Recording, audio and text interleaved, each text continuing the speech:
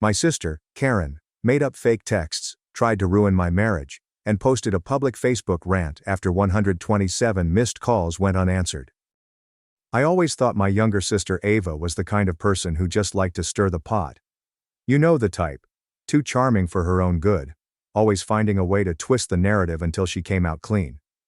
But I never thought she'd try to burn my life down completely. Not until the week before my wedding, when she told my entire family that my fiancé, Harper, had been cheating on me. Let me back up a little. I'm 32. Ava is 27. Harper's 31. We'd been together for 4 years, and she's the best thing that's ever happened to me. Hands down. Grounded, kind, smart as hell, and the type of woman who remembers how you take your coffee and still leaves you sticky notes on the fridge when you're having a rough week. Ava and I used to be close when we were kids, but things shifted hard in our 20s.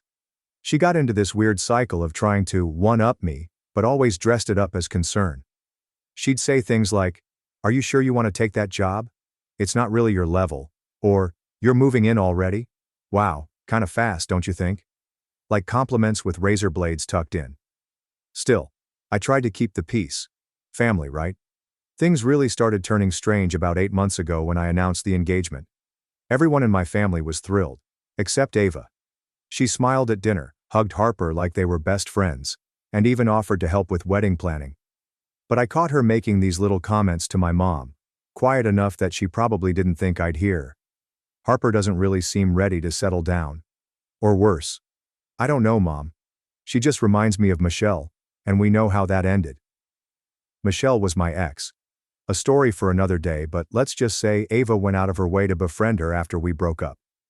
I told Harper about it once, kind of as a joke, and she brushed it off. "Maybe she's just overprotective," she said. I wanted to believe that. Then came the engagement party. That was when I should have known something was up. Ava wore white. Like bridal white. Floor-length satin, slid up the thigh, high heels like she was walking a runway. Harper laughed it off in front of everyone, but I could tell it got under her skin. Later that night, after a few too many glasses of wine, Ava pulled me aside on the patio. She put her hand on my arm and said, "I just don't want you to make a mistake you can't undo. You always rush into things. Remember Michelle? Don't repeat history." I told her flat out that Harper was nothing like Michelle. That Harper was the one. Ava just stared at me for a second and then said, "If you say so," and walked away like she already knew how it would end. I didn't bring it up again. There were flowers to pick, seating charts to argue over, and enough RSVPs to keep both Harper and me spinning. Ava started pulling back. No texts, no calls.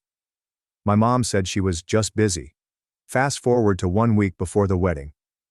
Harper and I had just finished our final walkthrough of the venue. Everything was perfect. It finally felt real, like after all the stress and chaos, we were about to get our day. Then my phone buzzed. It was my cousin Aaron.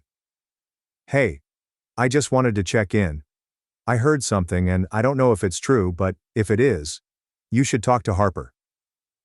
My stomach dropped. Aaron's not the type to start drama. "What did you hear?" I asked, already knowing I wasn't going to like the answer. She hesitated. "Ava told people Harper cheated on you. That she was seeing someone else during your second year together. She said she has proof."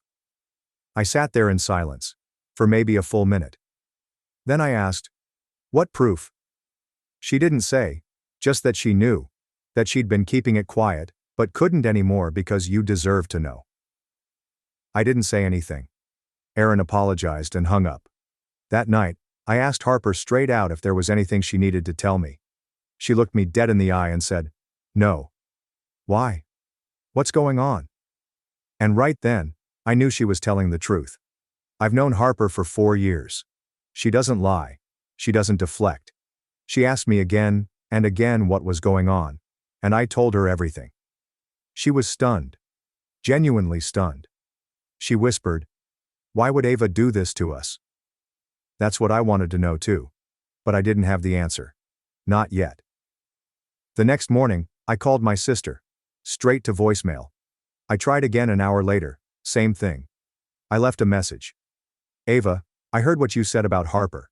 If you have something to tell me, call me. Now." No call back. Instead, my dad called me later that afternoon. Calm voice, too calm. Son, your sister told us some things, and I just want you to know. If there's anything going on, your mother and I are here for you. What things? I asked, already biting down the anger. She said Harper might not have been faithful, that she tried to warn you but you didn't want to hear it. You know Ava's never had a reason to lie. That did it. I cut him off mid-sentence. Dad, if you're going to take her word without even talking to Harper or me, then don't expect us to show up smiling next weekend. He stammered something about family tensions and emotions running high, but I didn't hear the rest. I hung up. Later that night, Harper and I were sitting on the couch, mostly in silence. She was curled up in a hoodie, eyes red from crying. Not sobbing, just tired, exhausted. She finally looked at me and said, I want to talk to her. I want to sit across from her and ask her why she's doing this. I hesitated. Part of me didn't want Harper anywhere near Ava. But I also knew Harper was right. If we didn't deal with this now, it would keep festering. So I texted Ava again, told her we needed to talk. No more games. She replied within 5 minutes. Come over tomorrow. 2 p.m. Just the two of you. We showed up early. Ava's apartment looked immaculate, like she'd been planning for this meeting. She had 3 wine glasses on the table, a small tray of cheese and fruit laid out like it was a social visit, not a minefield. She greeted us like nothing had happened. Hey you two, come in, sit down. Harper didn't say a word. Neither did I. Once we sat, Ava folded her hands and looked at us like a therapist preparing for a breakthrough session. I'm glad you came, she said. This isn't easy for anyone, but I thought you deserved the truth. The truth? Harper said, voice tight. Ava nodded. I know you were seeing someone else 2 years ago. I know you were still messaging him after you and my brother got serious. I have the screenshots. Then she pulled out a folder from under the coffee table like she'd rehearsed it. She slid it over to me. I opened it. There were 6 printed screenshots of text conversations. At first glance, it looked damning. Messages between a contact saved as A and Harper. Some flirty lines, late-night timestamps. Stuff like, I miss how we used to be. I wish you weren't taken. We never really ended, did we? Harper leaned over and stared at the pages, and then she laughed. Just one sharp, incredulous laugh. You seriously think I wrote these? She said. They're right there, Ava shrugged. Plain as day. Harper took out her phone, opened her messages, and scrolled. There's no contact named A. Never has been. You could have changed the name in your phone to anything, Ava. She opened a random message with her best friend, and scrolled up to a conversation from 2 years ago. Exact date as one of the screenshots. She sent a meme about cats wearing suits. I was texting Lexi about this dumb meme that day, not cheating. Ava smiled, too tightly. You could have deleted the messages. Sure. And then photoshopped this meme 2 years ago just in case? Give me a break. I flipped through the papers again. That's when I saw it. The timestamps didn't match the phone's formatting. Wrong font. Wrong spacing. The whole thing was a bad copy-paste job. You wouldn't notice unless you were looking for it.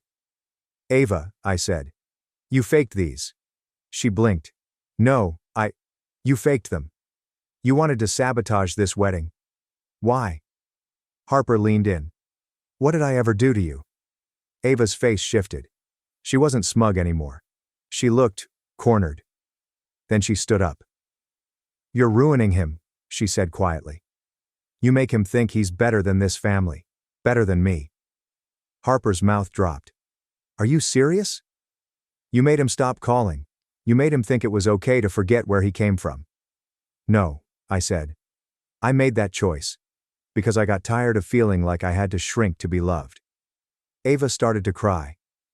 Not the messy, guilt-ridden kind. The angry, self-pitying kind. The kind where you cry because you lost control. Not because you feel sorry. She pointed at Harper. You'll leave him too. They always do. Harper stood up. We're done here. I followed her out. Didn't look back. And as the door shut behind us, I knew one thing. My sister didn't just try to ruin my wedding. She'd declared war. The rehearsal dinner was supposed to be simple, casual, heartfelt, a warm-up before the big day.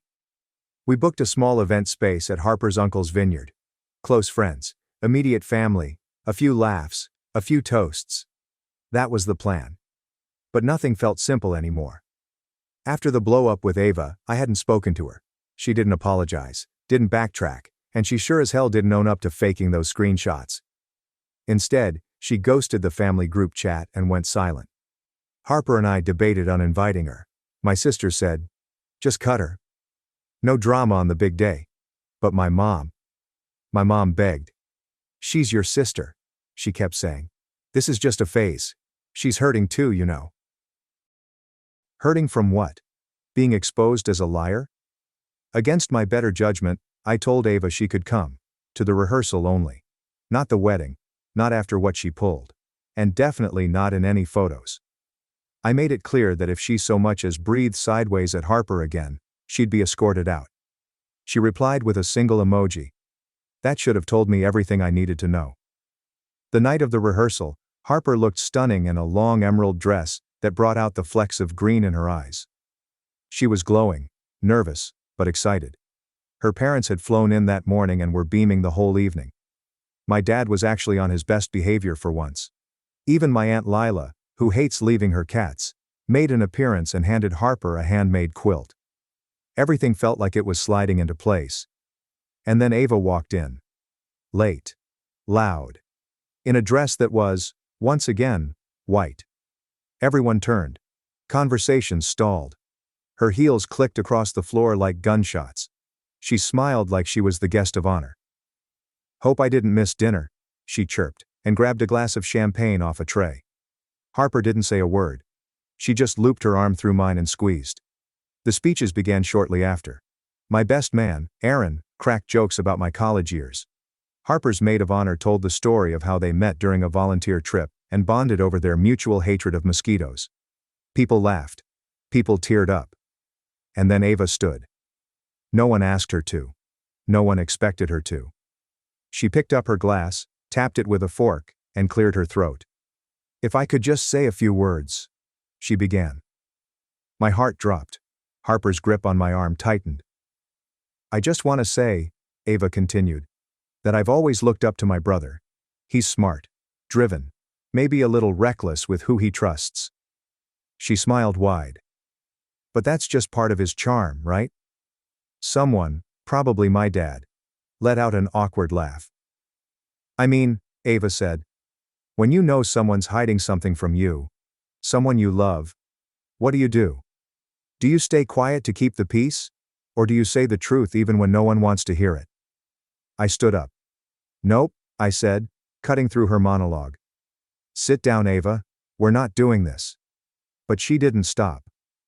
"I told you I had proof, and I still do. But I won't be showing it tonight. You know why? Because it turns out some people are okay marrying someone even after learning they're a liar." That was it. Harper stood up, and calmly, with her voice shaking but steady, she said, "Ava, you need to go." Ava turned to her. "Oh, now you found your voice?" "Go," Harper repeated. "We're not doing this with you." But Ava just scoffed and looked at the room. "You all think this is some fairy tale?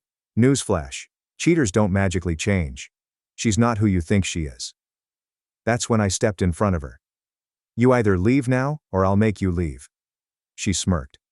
"So you're threatening me in front of all these people?" "No," said my Aunt Lila, walking up. "He's promising. And I'll help." The room was dead silent. Harper's dad stepped in. Then my friend Aaron. Even my mom for once didn't say a word in Ava's defense. Ava realized she was outnumbered.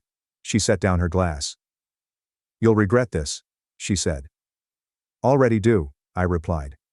She left. Alone. No one followed. The rest of the night was quieter, tenser. But the people who mattered stayed.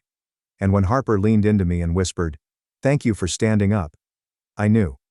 This wasn't about just surviving drama. It was about protecting peace. The morning of our wedding, I woke up before the alarm. I lay there in bed, staring at the ceiling, listening to Harper's breathing. Peaceful. Safe. Like the calm before the storm had finally passed. I didn't know what to expect after the rehearsal dinner implosion. I half expected my phone to be filled with text from Ava, or maybe voicemails from my mom begging me to reconsider. But there was nothing. Just a quiet inbox and the sound of birds outside our window. Harper stirred beside me. "Today's the day," she mumbled. "Yeah," I whispered. "Today's the day." And for the first time in weeks, it actually felt like a good thing. We got ready in separate rooms at the lake house venue, just like we'd planned. My groomsmen kept things light. Aaron made a joke every 10 minutes, and my little cousin spent most of the morning trying to tie his tie using YouTube tutorials. On Harper's side, her bridesmaids played her favorite playlist and surprised her with a handwritten letter from her grandmother, who couldn't travel, but had sent a video message that made everyone cry. There was no drama, no tension, just joy.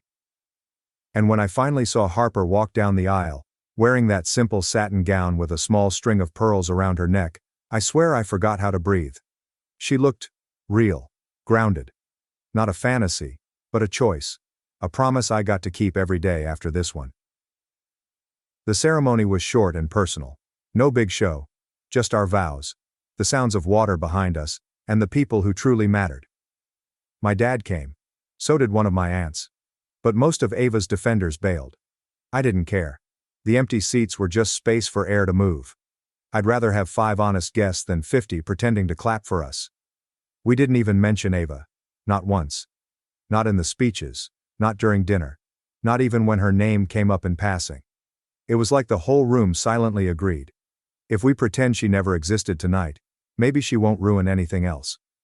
Harper and I danced under the open sky. Her head on my chest. The laughter of our friends surrounding us. Fireflies flickering like blinking stars. And for the first time in months, there wasn't a single part of me waiting for something to go wrong. But of course, the world doesn't let you go that easily. 3 days after the wedding, Ava posted a lengthy Facebook status. A public one. It started with, "Weddings bring out the worst in people. Sometimes even your own family turns on you for speaking the truth." Then she went on a tirade about being silenced, warning signs, and how I chose an image over integrity. She even implied Harper manipulated me into cutting people off and claimed that, "This isn't love, it's control dressed up as devotion." A few mutual friends liked the post. A couple commented vague stuff like, "Sending love," but most of them said nothing. I didn't respond, neither did Harper, and I think that made her even angrier. A week later my mom texted me, "She's still your sister, you can't erase blood." I didn't reply. Instead, I blocked Ava. Permanently. On every app, every number, every account. I didn't need her version of love anymore. I spent the next few weeks focused on my wife. We took a quiet honeymoon trip to Oregon, rented a cabin in the mountains, hiked trails that smelled like pine and wet earth, and spent hours just drinking coffee and reading together in silence. One night, Harper looked at me and said, "Do you regret cutting her off?" I thought about it for a moment. "No," I said. "But I regret thinking she'd ever be different." She nodded. "That's the hardest part, isn't it? Realizing someone you love doesn't actually love you the way you thought." I kissed her hand and said, "The hardest part was letting her go. The best part is knowing I never have to let you go." So where are we now? We moved cities 2 months later. Not because of Ava, not directly, but because we both wanted a fresh start. Something we could build together, without old ghosts lurking around every corner. Harper started a new job working remotely in nonprofit strategy. I'm freelancing now, less hours, more time to cook dinner with her and talk about books and what kind of dog we might adopt someday. Ava hasn't reached out since. Not that I expected her to, but my dad still calls sometimes. He doesn't bring her up anymore. I think he finally understands that bridges burn both ways. As for my mom, we haven't spoken since the wedding. She chose her side. I chose mine. It's painful, sure. But peace always comes with a price. And if there's one thing I've learned from all this, it's this. Family is not defined by who shares your blood. It's who shows up, who tells the truth, who celebrates your joy without trying to sabotage it. Harper is my family. Aaron, my sisters, my new circle. They're my family. And Ava? She's just a lesson I had to learn the hard way. I didn't expect the letter. It arrived 6 months after the wedding. No return address, No handwriting I recognized. Just a plain envelope slipped through the door like a ghost trying to be discreet. I let it sit on the counter for a day. Harper said nothing, just watched me glance at it, then glance away. By the next morning, I gave in and opened it. Inside was a single folded sheet. No greeting. No name. But I knew exactly who it was from after the first line. I never hated her. I read it standing in the kitchen, barefoot, coffee half made, still foggy from sleep. But every word cut through me like ice. I never hated Harper. I hated what she represented. You see, when you're the sibling left behind, the one who doesn't climb quite as high, who doesn't shine quite as brightly, you learn to make noise just to feel seen. You've always had the spotlight, even when you didn't ask for it. And I always had to scream just to get crumbs. So when you brought her home, with her soft smile and her confidence and her, "I'm not here to compete" energy, I knew instantly, you'd finally found someone who didn't see you as broken. And that made me furious. I stopped there. My hand was shaking. I sat down. The letter continued. I didn't fake the screenshots to destroy you. I faked them because I wanted you to hesitate. I wanted you to doubt. Just for 1 second. I wanted you to feel what I've felt my whole life. Insecure. Replaceable. Forgotten. But I didn't expect you to cut me out completely. I didn't expect to lose the only family member who ever made me feel like maybe I wasn't the villain in the story. Even if I became one in the end. I paused again. I wanted to be angry. I wanted to hate her for trying to rewrite the ending like this. But there was something bleeding out between the lines. Something small and ugly and achingly human. Mom always said you were the good one. You followed the rules. You kept your head down. I learned that if I didn't want to disappear, I had to be loud. So I became loud. And eventually, just mean. Do I regret it? I don't know. If I said yes, would you even believe me? But I wanted you to know that I kept the dress from the wedding rehearsal. The white one. Not because I was trying to be a bride. But because for 1 second, I wanted someone to look at me the way you looked at her. The last line was written lighter than the others. As if she hesitated, or the ink had begun to fade. If you ever decide I'm worth forgiving, I'll be here. Quiet this time. I folded the letter. I didn't show Harper. Not yet. I sat with it for a week. I read it twice, then 5 times, then once more in the middle of the night when I couldn't sleep. And then, I burned it. Not out of hate. But because the point of a wound isn't to keep it open. It's to heal over. Scar, not scab. And some letters aren't meant to be framed. They're meant to be felt, and then released. And maybe that's the truth we miss in stories like these. That not all villains know they're villains. That some people carry their pain like a compass, pointing always to ruin, even when they think they're navigating love. Ava didn't lose me because she was evil. She lost me because she refused to stop making me bleed to feel seen. And I don't owe her my pain anymore. I owe it to myself to walk forward. With Harper. Without noise. Without letters. Without ghosts. Thanks for watching and diving into this wild family drama with me. If you love Reddit family drama, don't forget to subscribe and turn on notifications so you never miss the next one. My boyfriend humiliated me publicly. Said, "A girl like you should be grateful." So I showed up at his birthday, let his boss hear the truth. My partner called me unattractive in front of his friends, then ditched me at a restaurant, leaving me to pay for the meal. As he walked away, he exclaimed loudly, "A girl like you should be grateful I even dated you." I smiled and waited patiently. This morning my phone exploded with 13 missed calls. You know, I am still processing what happened last weekend. I keep revisiting it in my thoughts, wondering whether I dreamt the entire thing. But nah. My maxed out credit card and ice cream smears on my couch confirm that it was true. For reference, I'd been dating Harvey for 2 years. 2 years. Not just a casual fling or whatever. We had the whole routine down. Netflix marathons on Sundays, awkward holiday meals with both families, and even that bizarre couples yoga class he insisted on doing. Which we both awful at, to be honest. Things weren't ideal with us. Are they ever? Yet I assumed we were solid. We had discussed moving in together this summer. He had these small bothersome habits. like leaving his socks everywhere, texting while watching movies, and making helpful comments about my appearance. Things like, "That shirt makes your arms look bigger," or, "Have you thought about trying a different hairstyle?" I always dismissed it as him being honest. Past me was a complete moron. So, last Friday Harvey texted me about a meal with some business pals. He had never really included me in his job life before, always claiming it was unprofessional or whatnot, so I was actually excited. I even went shopping for new clothing, which broke my budget, and spent hours getting ready. I'm talking about an entire YouTube makeup instruction, a luxury straightener that I only use on special occasions, and the works. I get to this super expensive downtown restaurant with tiny portions and no prices on the menu. Red flag number 1. Harvey has already arrived accompanied by 2 co-workers, Leonard and Pablo. There's a strange vibe that greets me as I approach. Harvey barely notices me, with a half stand from his chair and a short, "You're late." I was really 2 minutes late since parking was impossible. I sit down, and he looks at my clothes and says, "Oh, you wore that?" Not softly. His friends exchanged glances, and I could feel my cheeks becoming hot. For the record, I was wearing a dark blue dress that I thought looked nice. Nothing outrageous or indecent. I attempt to joke it off like, "Is there a dress code I missed?" But he shrugs and says they've already ordered appetizers. Cool. Harvey spends the next hour chatting about work topics that I don't comprehend, while his friends nod along. When I try to join the conversation, Harvey either speaks over me or explains why I'm wrong about what I just stated.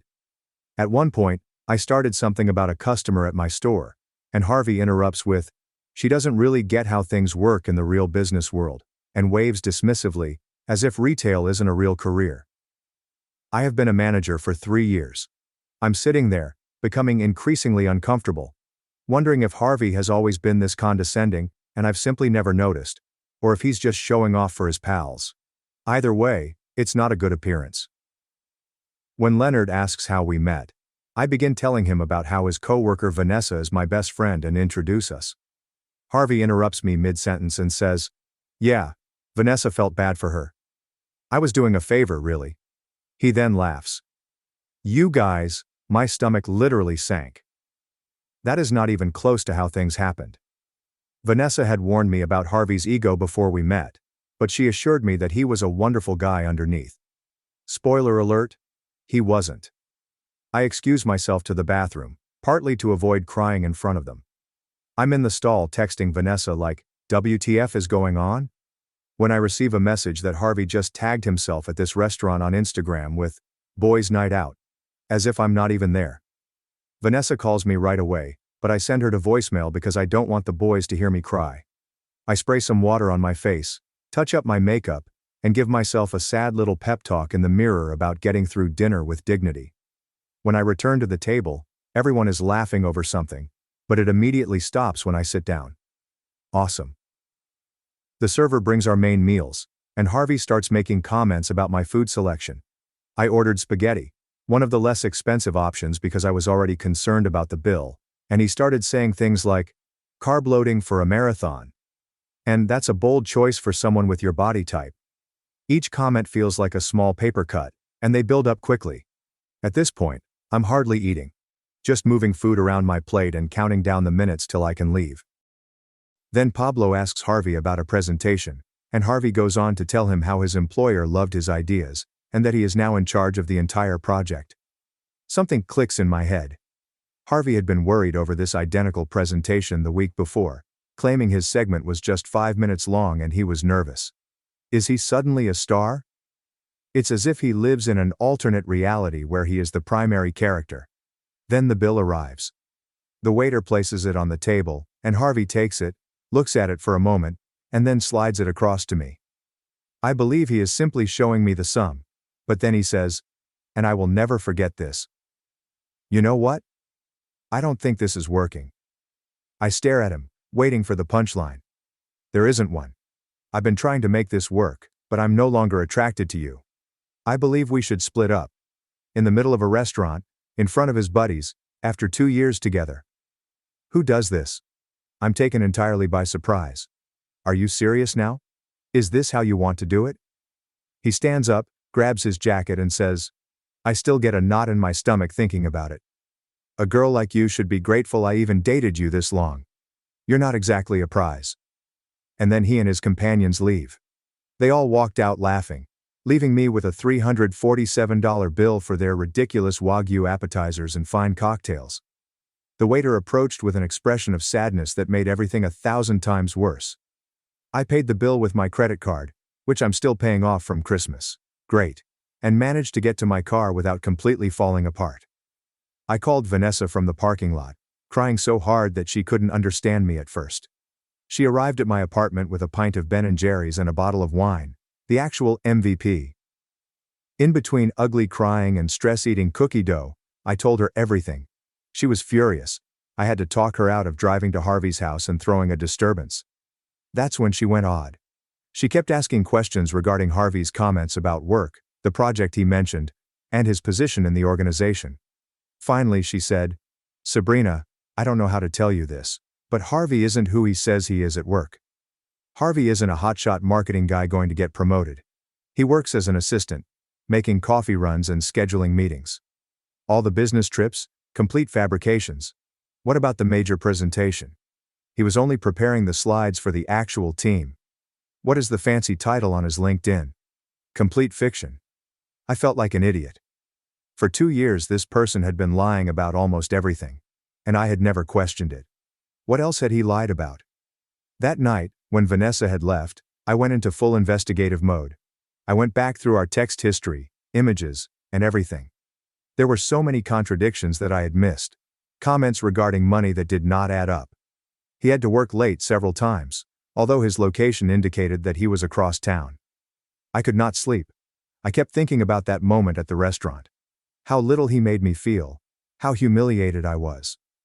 At around 3 a.m., I received a text message from an unknown number. "Hey, it's Cody from Harvey's office. Vanessa gave me your number. There's some stuff you should know." That's when things became really intriguing. First, thank you everyone so much for your encouraging comments on my previous post. I literally cried when reading several of them, but in a good manner. Many of you requested an update, so here's what happened next in this totally insane incident. After learning from Cody, who works with Harvey, that my partner of 2 years had been living in his own fantasy world, I spent the following 4 days in a disgusting post-breakup fog. You know the one. You alternate between bawling into a pint of ice cream and furiously scrolling through old images, wondering if any of it was true. My flat looked like a catastrophe zone, with dishes stacked up, laundry everywhere, and about 7 empty DoorDash bags because cooking seemed impossible. The worst part was that I kept having these times where I'd think of something humorous to text Harvey, only to recall what happened, and it felt like I was dumped all over again. My mind was trapped in a loop of, did that actually happen? And, how did I not see this coming? I'd also avoided social media since I knew Harvey's posts would be irritating. But on Wednesday morning, I surrendered and checked Instagram. Sure enough, Harvey was there, with a workout selfie marked, "Level up. Know your worth." The arrogance. I almost flung my phone across the room. Vanessa came over that evening with takeout and discovered me wrapped in my comforter, like a melancholy burrito. She's been fantastic throughout this whole affair, making sure I eat real food, listening to me whine about the same things over and over, and never saying, "I told you so," despite having her doubts about Harvey from the start. While we were dining, Vanessa showed me her texts with Cody. Apparently they had been talking a lot, and he had tea to spill. According to Cody, Harvey had been telling everyone at work that he dumped me because I was needy, and always discussed marriage. What? I did not create the Pinterest board Future Home Ideas. Yes, Harvey did have one of these, which he claimed was research for a work project. Then Cody disclosed the big bombshell. Harvey wasn't simply lying about his job title. He was on probation for taking credit for other people's efforts and might be dismissed shortly. All those late evenings at work? He was hurriedly trying to correct errors before anyone noticed. Business trips. This is complete fiction. I was still processing everything when my phone rang. It was Xavier, Harvey's mother. I almost didn't respond, awkwardly, but I decided to be mature about it. Xavier has always been quite lovely to me, as in she remembers my birthday and asks me questions about my life. She sounded anxious and inquired whether everything was fine between me and Harvey. Apparently, he informed his family that we had a little fight, but everything was great. A small fight? The man publicly humiliated me, deserted me in front of his buddies, and left me with a large debt. I tried to be vague, claiming we were taking up space, because I didn't want to put her in the middle. Then she discussed Harvey's birthday dinner on Saturday, and how the entire family was excited to see me there. Guys, I almost choked on my lo mein. Harvey had informed his family that we were still together, and that I was coming to his birthday dinner. The meal was at his parents' house, and he supposedly informed them that we had big news to tell. After hanging up, I sat there stunned, as Vanessa looked at me as if I had grown a second head. She was wondering, is he delusional, or just a pathological liar? Honestly, I was wondering the same thing. That's when we devised the plan. I was not going to just ignore his family. They had always been kind to me, and they deserved to know who Harvey truly was. But I wasn't going to make a scene or be vengeful. I would simply attend the meal as invited, and let the facts unfold spontaneously. Cody and I met for coffee the next day. We had just met through Harvey, so it was a little weird, but he turned out to be a really cool guy. He corroborated everything and provided additional information regarding Harvey's work falsehoods. Harvey claimed to be the leader of a team that included only himself and 2 interns. What about the major presentation he oversaw last month? He was only managing the slideshow while his boss spoke. Cody appeared genuinely concerned on my behalf, claiming that Harvey's stories about me had always felt odd. Apparently Harvey would come to work claiming that I was high maintenance, when in truth, I was paying for most of our dates at the end. Since Harvey claimed to be between paychecks, which I now realize probably meant he was awful with cash. Midway during our chat, Cody received a text from their boss asking if he could come in on Saturday evening to assist with an emergency project. Cody was disappointed because he had made arrangements, but then I had an idea. What if Cody needed to drop off something at Harvey's parents' house during the birthday dinner? The timing would be ideal. As we worked out the arrangements, my phone buzzed with Harvey's first text message since the restaurant incident. It simply stated, "We need to discuss what happened. I might have overreacted." Might have. I showed Cody and he almost spit out his coffee. Overreacting is when you are angry by someone being late, not when you publicly humiliate your girlfriend of 2 years and charge her $300. I did not respond. Allow him to sweat. The following 2 days were a whirlwind of preparation. I was not going to this meal unprepared. I sifted through past texts, discovering all the lies, dates when he claimed to be at work conferences that did not exist, claims about coworkers that Cody confirmed were false, and even images Harvey had posted of himself at work events that were simply taken off the corporate website. Vanessa came over on Friday night to assist me choose an outfit. I'm not going to lie, part of me wanted to go there looking fantastic simply to spite him. But we thought that the ideal way was to look attractive without appearing to try too hard. We opted on a simple black dress that Harvey once stated made me appear average, which I now realize was his strange negging attempt, because I always got praises when I wore it. I barely slept Friday night. What if this backfires? What if his family supported him? What if I froze and couldn't go ahead with it? By Saturday a.m., I'd eaten my nails down to nothing, and mentally ran through around 17 possible scenarios. Harvey texted again about midday saying, "I look forward to seeing you tonight. Wear something nice. My parents are very excited." I did not respond to that either. Let him think what he wants. I spent the afternoon getting ready, feeling a strange mix of anxiety and anticipation. Vanessa helped me with my hair and gave me a pep talk when I started to lose confidence.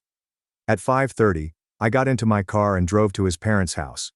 I had to pull over once because my hands were too shaky to drive securely. I sat there for a minute, practicing the breathing exercises from the meditation app I got months ago but never used. What was I doing? Was this crazy? Maybe I should just block Harvey on everything and live my life normally.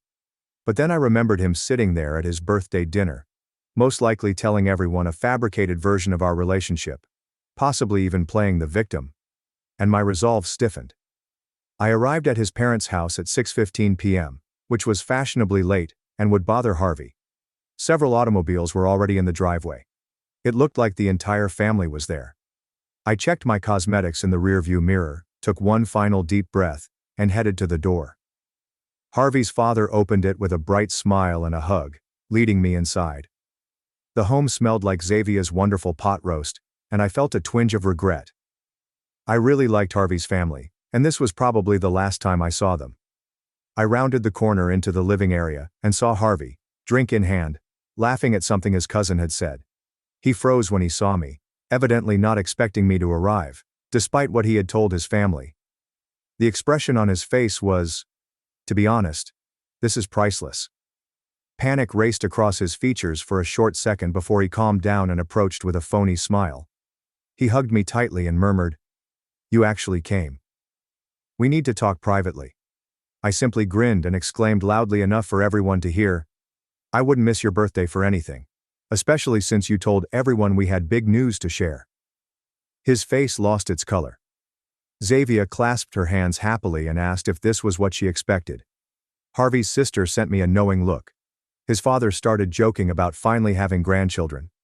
Harvey grasped my elbow a little too tightly and tried to steer me down the corridor, but his mother announced that dinner was ready, and everyone needed to sit down. As we took our seats around the dining table, Harvey carefully watching my every move, my phone buzzed with Cody's text message, "On my way." "It's 15 minutes out." Harvey leaned in and shouted, "What are you doing here?" I thought about the restaurant. I just smiled pleasantly and added, again loud enough for everyone to hear, "Oh, I wouldn't miss the chance to tell your family about what happened at that restaurant, Harvey. I'm sure they'd love to hear that story." The expression of complete dread on his face as his mother began bringing out the meal was worth every second of anxiety it took to get there. The look of complete dread on his face when his mother began bringing out the meal. It was worth every second of anxiousness to get there. It's game on. Second update. I am finally ready to tell you what happened at Harvey's birthday dinner. Sorry for the delay. I needed a mental health day after all of this stress. Furthermore, my Wi-Fi has been acting up since a neighbor grabbed my password and presumably downloaded the entire internet. Where have we left off? Right. I was seated at Harvey's dinner table with his family, and he was worried about what I could say. So there I was, surrounded by Harvey's family, his parents, Xavier and Ralph, his sister Kayla, his grandmother, and two cousins whose names I constantly mix up. Xavier's wonderful pot roast, those buttery mashed potatoes I'd literally dreamed about, and a fancy salad that no one was going to eat but everyone would pretend to like. The first 20 minutes were just unpleasant. Harvey kept trying to manage the conversation while giving me warning glances. I simply smiled and passed the bread rolls, relishing how his left eye twitched whenever I opened my mouth. Petty? Maybe. Satisfying? Absolutely. Xavier kept the conversation going. Bless her. She inquired about my family, job, and the usual small conversation. When she mentioned how proud everyone was of Harvey's major promotion, I almost choked on my water. I looked at Harvey, whose face had turned the same shade as the beets on the table. Harvey jumped in, discussing how his team was crushing their goals and how his boss was essentially grooming him for senior management. Thanks for watching and sticking around till the end. If you enjoyed these stories, make sure to subscribe and hit the bell so you don't miss the next drama-filled episode. Caught on camera, my drunk brother tried to force himself on my wife at our cousin's wedding. My mom still says he deserves forgiveness. My brother pursued and followed my girlfriend during a wedding. My parents defended him. He's currently in prison for domestic violence. Anurin began acting improperly as soon as Victoria, 25 female, my girlfriend, arrived, making her quite uncomfortable. He virtually pushed our mother out of the way to be the first to hug Victoria, clinging on far too long until she had to physically move away. Throughout dinner, he kept finding excuses to touch her arm or shoulder, cracking fake inside jokes that made no sense because they had only recently met, and actually pressing past me several times to sit next to her. Until he absolutely crossed the line and attempted to feed her with his own fork while maintaining intense eye contact. Victoria was clearly uncomfortable, but she remained courteous because it was our first family meeting, and she wanted to make a good impression. Anurin spent the entire evening telling me embarrassing memories from my youth, twisting them to make me appear like a miserable fool. He told a wholly made story about having to safeguard my high school girlfriend from my alleged emotional abuse, which never occurred. Victoria knew these things weren't genuine because I'd already told her about my teenage years, but my parents just nodded along as if Anurin was telling the truth. After dinner, things worsened. Victoria offered to assist in the cleanup, hoping to be helpful. I was helping my father move some boxes in the garage when I remembered I hadn't seen Victoria in a while. I found her in the kitchen with urine, blocking her way to the door. He had her cornered by the sink, telling her that she deserved someone more fascinating than his boring, unstable elder brother. He was standing far too near, with his hand on the counter next to her hip. When I walked in, Victoria had already told him to back off twice. When she spotted me, she seemed relieved, and instantly came to stand next to me. Anurin shrugged it off as if it were a great joke. But I could feel Victoria trembling. My fiancée Victoria and I had been dating for 8 months, and everything was going great until Anurin decided to completely ruin our lives with his obsessive behavior. I suppose I should explain our family dynamic so that this makes sense. Anurin and I were raised in a tiny Minnesota town by upper-middle-class parents. Our parents both work in real estate and make good money, but they've always prioritized maintaining appearances over actual family bonds. Anurin was born when I was 3, and he immediately became the center of our parents' universe. He never did anything wrong, and everything was always my fault. Growing up, Anurin exhibited some extremely alarming conduct that my parents simply overlooked. When he was 6, he purposefully smashed my game console because I refused to let him play when he wanted to. Instead of disciplining him, my parents bought him his own, and told me that I should have shared more. When he was 12, he killed my pet hamster by feeding it chocolate, despite knowing it was harmful. But my parents stated it was an accident, and that I shouldn't have had dogs if I wasn't going to properly care for them. In high school, he spread allegations about me cheating on my girlfriend, which led to our breakup. My parents claimed he was simply being protective of her. This trend has persisted throughout our adult lives. Anurin still remains at home with our parents, working at my father's real estate firm, and generally doing whatever he wants. He ruined every relationship I tried to form. My previous girlfriend's family believed I had a gambling addiction, which was absolutely wrong. Before that, he told another woman that I had cheated on all of my past relationships, which was also incorrect. My parents would either justify his acts or accuse me of exaggeration. When I met Victoria, I resolved to do things differently. I kept our relationship a secret from my family for the first 3 months, to protect her from Anurin's regular techniques. Victoria is truly the best thing that has happened to me. She's intelligent, caring, and works as a pediatric nurse at our community hospital. We met in the hospital cafe while I was grabbing coffee and visiting a coworker who had surgery. She was on her lunch break when we started talking about the awful hospital coffee. After a few more coffee discussions, we began dating, and everything seemed great. Victoria knows everything about my family history, because I wanted her to be prepared. She was the one who pushed me to try to introduce her to them, stating that things might be different now that we're all grown-ups. One of my favorite things about her is that she is always looking for the best in others. I eventually consented to introduce Victoria to my family during a dinner party last month, and then everything fell apart. The main issue began a few days after the dinner. Victoria started receiving weird calls and texts from numbers she didn't recognize. At first, she responded with heavy breathing or immediate hang-ups. Then they began leaving more unpleasant voicemails, labeling her stuck-up and frigid for turning down a greater offer. Some letters included exact data about her work schedule and what she was wearing that day, indicating that someone was following her. Victoria didn't realize it at first, but I recognized some of the voices as Anurin's old high school friends. A group of guys who still come out with him and basically do whatever he says since his parents give him money to toss around. When Victoria banned those numbers, they simply began phoning from new numbers. Then Anurin's buddies started showing up at the hospital, pretending to be visitors but actually hanging out in the pediatric ward where Victoria works. They would look at her for hours, saying things just loud enough for her to hear. Last week, one of them followed her back to her car after her night job. She contacted me crying from her car, unable to drive home for fear of being followed. I had to go pick her up and drive her car home, with my friend following in his car to ensure we weren't being followed. Victoria has been experiencing panic attacks before her shifts, and her co-workers have realized something is up. Yesterday I finally had enough evidence to approach Anurin directly. I had voicemail recordings, text screenshots, and hospital security camera footage that showed his friends stalking Victoria. I visited our parents' house, where Anurin still resides, and showed him everything. He just sat there with a smug sneer on his face while I spoke, then looked me dead in the eyes and stated he had no idea what I was talking about. But perhaps if Victoria wasn't so stuck, others wouldn't feel compelled to teach her a lesson. Something inside of me snapped when he said that, and I hit him in the face. Anurin began crying as if I had tried to kill him, despite the fact that his nose was just slightly bloody. Our parents rushed in, and of course they were furious with me, not Anurin. They didn't even look at the evidence I tried to provide to them.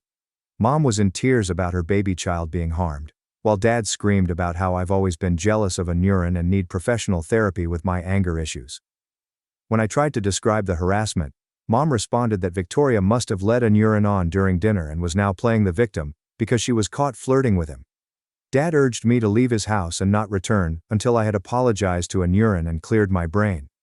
I am writing this from Victoria's flat, where I have been since last night. She finally fell asleep in the other room after crying for hours, because she is frightened of going to work tomorrow. So far, her supervisor has been understanding, but Victoria is concerned that if this situation continues, she may lose her job. She enjoys working with the children in the pediatric department, and should not have to give it up because of my insane brother. I simply don't know what to do anymore. Every time I believe Anurin can't go much lower, he proves me wrong. Our parents are absolutely encouraging his actions and deceiving both me and Victoria about what is happening. The authorities will not take action unless they have more clear evidence linking Anurin directly to the harassment. Victoria is terrified, her job is at stake, and my family is acting as if we are the ones causing difficulties. Has anyone dealt with a situation like this? How do I keep Victoria safe while dealing with my toxic family? Should I do more to capture everything that happens? Any advice would be greatly appreciated, as I'm at my wit's end here. Update 1. First and foremost, I'd like to thank everyone who left comments on my first post. Reading all of your replies made me realize how serious the problem is, and Victoria and I have been attempting to follow the advice many of you gave about documenting everything and pursuing legal action. Unfortunately, things have become worse in the last 2 weeks, and I need to rant about it. We followed the recommendation to go to the police. Victoria and I spent hours gathering proof, including screenshots of all the threatening texts, voicemail recordings, and hospital surveillance footage that showed Anurin's buddies loitering around. We also received written testimonies from 3 of Victoria's co-workers who witnessed the stalking conduct. The police officer we spoke with was concerned at first, particularly about workplace harassment. But then everything became tricky. Tyler, Anurin's best buddy and one of the major guys participating in Victoria's harassment, happens to be the son of a local police sergeant. When we stated Tyler's name, the officer's entire demeanor shifted. He began to argue that without solid proof that Anurin was coordinating things, there was little they could do. He noted that Victoria was misinterpreting pleasant attention from men who were simply hanging out at the hospital for valid reasons. He even had the guts to inquire whether Victoria had somehow piqued their interest. We wanted to talk with another police officer, ideally a female cop, but they gave us the runaround. They eventually indicated they would issue warnings to the people we could identify from the security film, but that was all they could do in the absence of specific evidence of real threats. It felt like an absolute waste of time. My parents' reaction was far worse than I anticipated. The day after we went to the police, Anurin arrived at their house with a black eye, claiming I had struck him again. I had not seen him since the night I punched him, 2 weeks ago. Of course, my parents immediately believed him. My mother contacted me, weeping frantically about how I was out of control and attempting to wreck Anurin's life. She said that going to the police demonstrated that I was intentionally attempting to damage his future over a foolish mistake. Then my father called. He was infuriated. He threatened to cut me off financially, which would have been terrifying if I were still reliant on them. Fortunately, I have a solid career in software development and my own apartment. He also threatened to fire me from the family real estate business, despite the fact that I'd never worked there. That was Anurin's job. It truly demonstrated how they don't regard me as my own person, but rather as an extension of Anurin's life. The true calamity occurred last weekend. My mom kept phoning and messaging, stating they wanted to work things out as a family. She assured me that Anurin was sorry about everything, and wished to apologize to both me and Victoria. She stated that they had discussed limits with him, and that he was aware of his inappropriate behavior. After discussing it with Victoria, we agreed to give them one chance to make things right. That was an enormous error. We arrived at my parents' place for what was supposed to be a family meal to sort things out. I knew there was something wrong from the moment we walked in. The house was packed with people. My parents, Anurin, our aunt and uncle, who always support Anurin, and worst of all, Tyler, and two other men who had been stalking Victoria at work. My mother called it a family intervention. They all attacked Victoria's character in turn for 2 hours, while Anurin sat there looking smug. My mother went on a long rant about how Victoria was clearly envious of Anurin's good looks and success. What success? And had flirted with him at dinner that first night. She claimed Victoria made up the harassment because she felt sorry about leading Anurin on and wanted to cover her tracks. My aunt stated that Victoria was probably used to getting attention from guys at work, and had misconstrued nice conduct as stalking because she felt bad. Anurin played his role flawlessly, seeming heartbroken and perplexed as to why Victoria would fabricate such nasty things about him. He kept stating how much he had looked forward to having a sister-in-law, and how saddened he was that she was attempting to turn me against him. Tyler and his buddies backed him up, claiming they had simply gone to the hospital to see Tyler's ailing grandma, who supposedly transfers between floors and apartments every day. The worst thing was when they began questioning Victoria's mental state. They mentioned how she sometimes works night shifts, implying that sleep deprivation was making her crazy. They discussed how hard it must be to deal with sick children, hinting that she might be transferring her work stress into harmless interactions with Anurin and his buddies. My mother even had the guts to recommend a therapist who could help Victoria overcome her inclination to generate drama. Victoria attempted to defend herself at first, politely detailing the harassment and giving them the messages and voicemails again. But they talked over her, disregarded her proof as misunderstandings, or said she had somehow triggered things. Tyler began outlining in detail what Victoria had been wearing on specific days at work, demonstrating he had been following her, and my parents behaved as if this was evidence that Victoria was attempting to attract attention. It all became too much when they invited Tyler and his pals to join us for dessert, claiming they wanted to demonstrate how nice young men they were. Victoria was having problems breathing and had to leave the room. When I tried to pursue her, my mother grabbed my arm and told me it was time to choose between my true family and a girl who was clearly unstable and trying to cause trouble. I decided on Victoria. We left quickly, and I haven't spoken to my family since that night. Anurin's buddies have escalated their harassment, spreading stories at Victoria's workplace about her mental instability and a history of false allegations. Her supervisor summoned her to a meeting yesterday to discuss concerns about workplace drama. Even while he appeared empathetic, he warned her that the interruption was beginning to damage her job performance and advised her to consider transferring to another department or hospital. We've engaged a lawyer to assist us in obtaining restraining orders, but the procedure is slow. Victoria has been looking into employment at other hospitals, and one of her old co-workers has volunteered to assist her in getting a job at a hospital in a city some 300 miles away. I hate that we're being forced to take such harsh measures, but I can't stomach seeing Victoria constantly terrified and stressed. She now sobs before every shift, and has lost weight because she is too anxious to eat properly. I simply don't know what to do anymore. Every attempt to address this reasonably has failed. My family is absolutely crazy. The cops are ineffective, and it appears that Anurin is winning. How can you fight back when everyone is so willing to think the worst about you, and the best about your abuser? Update 2. I wish I could bring better news, but everything has completely gone apart after what happened at my cousin Holly's wedding last weekend. I've been trying to comprehend everything over the last few days before posting this update. What was supposed to be a pleasant family celebration turned into an utter horror, with Anurin handcuffed and our family permanently divided. Let me start with some context.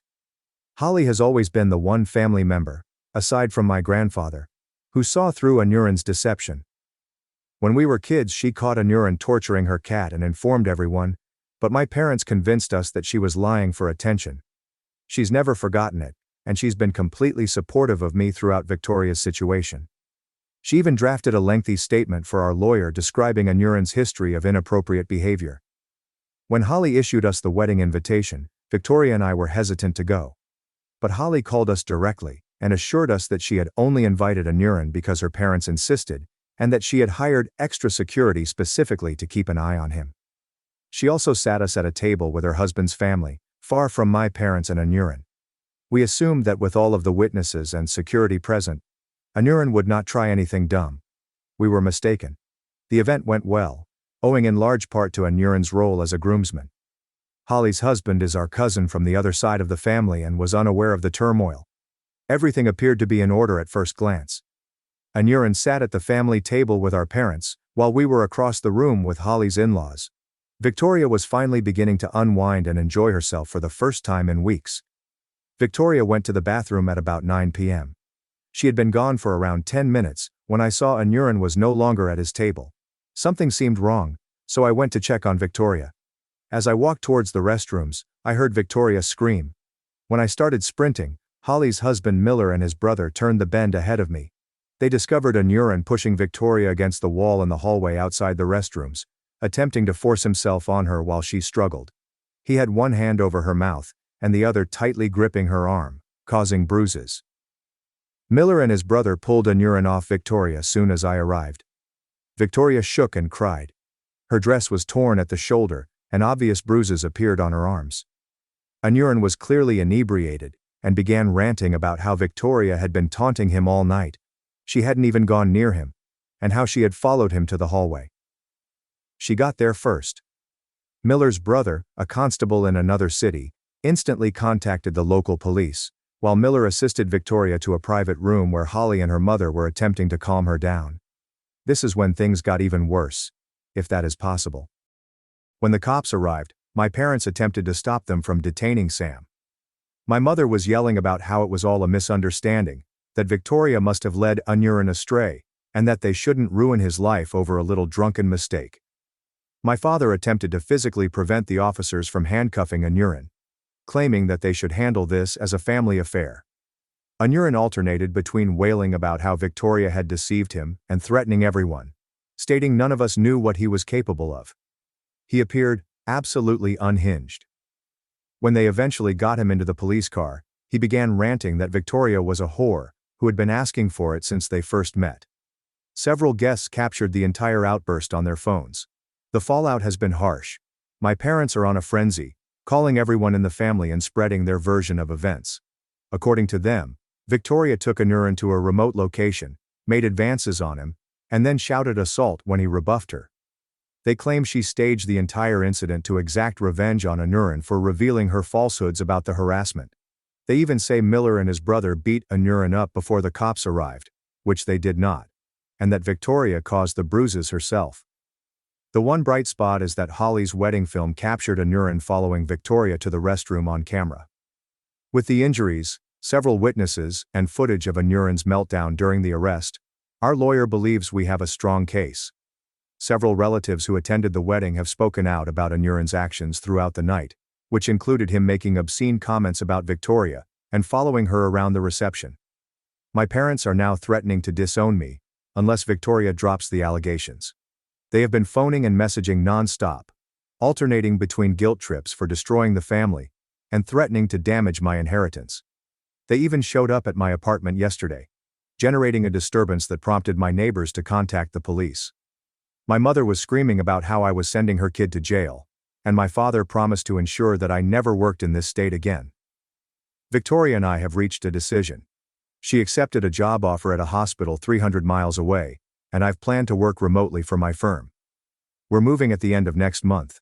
Many people may believe we are fleeing, but we simply need to escape the toxicity and start over somewhere else. Holly understands and has agreed to keep us posted on any family developments that we should be aware of.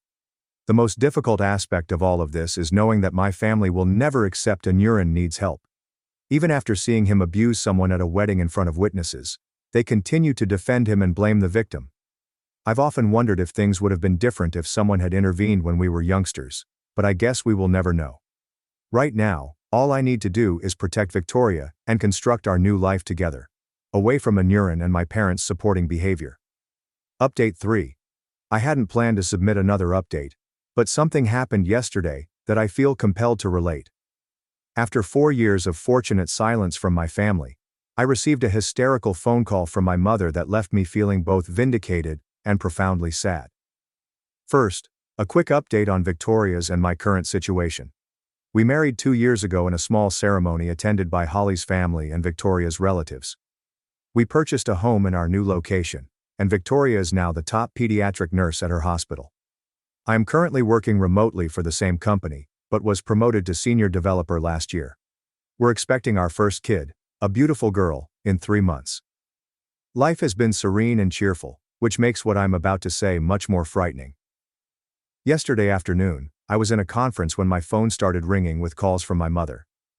I generally disregard strange numbers because my family frequently purchases new phones to try to contact us, but this time she left a message that sounded quite frantic. When I called back, she was crying so hard that I couldn't understand her. Anurin married a woman named Lily last year. We were unaware of it because we had not communicated with that side of the family since the wedding disaster. Anurin apparently met Lily at church, and their families promptly planned for their marriage. My mother was overjoyed that Anurin had found a Christian woman who understood him, and that they were all content until last week. Lily's co-worker called the police last Thursday, after she was absent from work for 3 days. When cops conducted a welfare check, they discovered Lily with terrible injuries.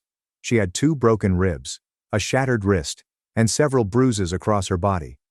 But here's what really got me. When the police investigated, they learned that my father had been assisting Anurin in concealing the abuse for months. Lily eventually broke down and told the police everything. Anurin had begun assaulting her only 2 months after their marriage.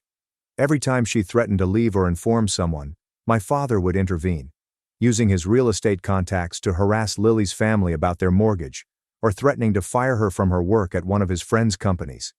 He even persuaded Lily's parents that she was mentally unwell while fabricating stories about Anurin, employing the same tactics they employed against Victoria. The final event occurred when Lily received a promotion at work, which would have provided her with financial independence. Anurin lost it and beat her so hard that she was unable to work. When she called my father for aid, he advised her to apply ice and remember her wedding vows. That's when her co-worker became involved and phoned the police. Anurin and my father were both arrested, one for domestic abuse and the other for witness intimidation and conspiracy. Mom urged me to come back and help with everything. She kept stressing that family members should stick together in times of distress, that Anurin and Dad needed my help, and that Lily was clearly exaggerating things, just like Victoria had. I lost it. I informed her how I felt about her allowing Anurin's actions throughout his life. I reminded her of what they did to Victoria, how they continued to back Anurin despite witnessing him assault her at Holly's wedding. I asked her if she had ever considered that, if they had gotten Anurin help when he was younger, or held him accountable for his behavior, Lily would not be in the hospital today. Mom completely broke down, admitting that they should have done something sooner. She revealed that she and Dad had always known Anurin had problems, but they believed they were protecting him by keeping everything hidden. Too little. Too late. I hung up and blocked her new number. Holly called me later to clarify some information she had received from family. Apparently Lily's parents are upset and regret not believing her sooner. They absolutely support her filing accusations against both Anurin and my father. The police are also looking into additional potential victims, as numerous of Anurin's ex-girlfriends have come forward with similar allegations of abuse and stalking. Victoria suggested that we contact Lily through Holly and offer her assistance if she requires it, which we will most likely do. Victoria noted that she was fortunate to have assistance when dealing with Anurin, and Lily may require someone who understands what she is going through. Some may believe I'm being cold toward my parents, but I've learned that encouraging toxic behavior simply creates more victims. My family had numerous opportunities to adapt, but decided not to. Now they can face the repercussions of their decisions without my assistance. My current task is to safeguard my own family, my wife, our unborn baby, and the quiet life we've made away from their toxicity. Update 4. Many individuals have messaged me asking for an update on the situation with Anurin, my father, and Lily. So here's what happened over the last 6 months. First, excellent news from my end. 3 months ago, Victoria and I welcomed our daughter, Emma. She's completely healthy and stunningly lovely. Being parents has been incredible, and it has strengthened our belief that breaking touch with my problematic family was the best decision. Holly and her husband came to see Emma last month, and watching them with her confirmed what true family love looks like. Now for updates on Anurin and my father's cases. Holly has kept us informed because she is still in contact with her extended relatives. Unyurin accepted a plea deal this month. He will serve 8 years in jail for extreme domestic abuse, with the potential of parole after 5 years. My father's lawsuit is still ongoing, but his lawyers appear to be negotiating a settlement as well. His real estate license has been suspended pending the investigation, and the majority of his business partners have parted ways with him. My mother's progress has been the most startling. After our previous phone chat, she began therapy. According to Holly, she has left the family home and filed for divorce from my father. She gave me a 12-page letter last week apologizing for everything, including condoning Unyurin's actions throughout his life, failing to protect me as a child, and most importantly, how they harmed Victoria. She admitted that she and Dad had essentially produced Unyurin the monster by never holding him accountable. I have not responded to the letter yet. Part of me appreciates that she is finally confronting reality. But it is too little, too late. Where was this understanding when Unyurin was hurting animals as a child? Or while he was stalking Victoria? Or when they witnessed him abuse Holly at her wedding? Victoria and I are talking about whether we should someday allow her to have a supervised relationship with Emma, but that is years away, if it occurs at all. Lily has been in contact with us via Holly. She is doing better. She's staying with her sister in another state and undergoing extensive therapy. She has filed for divorce and is completely cooperating with the prosecutors. According to Holly, several other women have spoken up about Unyurin abusing them in the past, including 2 from his church. The police are also examining these cases. Lily's parents have been wonderfully supportive once the truth was revealed. They openly apologized to her for not believing her sooner, and severed all connections with my parents. They're even collaborating with domestic violence organizations to help other families identify the indications of abuse and manipulation. The extended family has basically been divided into 2 camps. The majority of our younger relatives and cousins have supported us and Lily, while the older generation continues to make excuses for Unyurin and my dad. Holly's mother, my aunt, founded a family therapy group for relatives who want to understand how things got so bad and how to make things better for future generations. Victoria and I are focused on our daughter and our life here. Victoria returned to work part-time last week, and she has been elevated to Director of Pediatric Nursing. I'm currently working remotely, but I'm considering starting my own software consulting business soon. We've established a lovely community here, complete with great friends and chosen family. Sometimes I think about contacting my mother or responding to her letter. But then I look at Emma, and remember how my parents would have wanted me to let Unyurin around her if we were still in contact, arguing he deserved a second chance. That idea alone proves that we made the proper decision in keeping away. The pattern of abuse and enabling in my family comes to a stop with my generation. Emma will grow up in an environment that values healthy relationships and respects limits. Cutting off toxic family members is sometimes the best thing you can do for your children, no matter how painful it is. My brother hid my success to stay the golden son. Then, at his engagement dinner, his fiancée blew up the lie my family told for a decade. The invitation lay on my worn kitchen counter, its creamy cardboard and embossed text contrasting sharply with the chipped Varick. Nathan Carter and Grace Miller would enjoy your company. It felt more like a call than an invitation, a royal decree that I couldn't reject. The engagement dinner. My younger brother Nathan, our family's golden boy, was getting married. And I, Michael Carter, the Jason 32-year-old family disappointment, was supposed to attend and do my role. A familiar tightness gripped my chest, like old barbed wire being twisted again. 10 years. It had been 10 years since I had dropped out of medical school, yet the taste of failure lingered on my skin. I could still smell the strong, cloying perfume of formaldehyde from the anatomy lab, which had once represented academic pursuit but had gradually evolved into the stench of my own suffocation. I remember standing in front of my father, Richard, in his mahogany-paneled study. The words, "I can't do this anymore," tasted like ash in my mouth. His reaction was not as explosive as I had expected. Worse, the silence was frigid and weighty like a granite tombstone.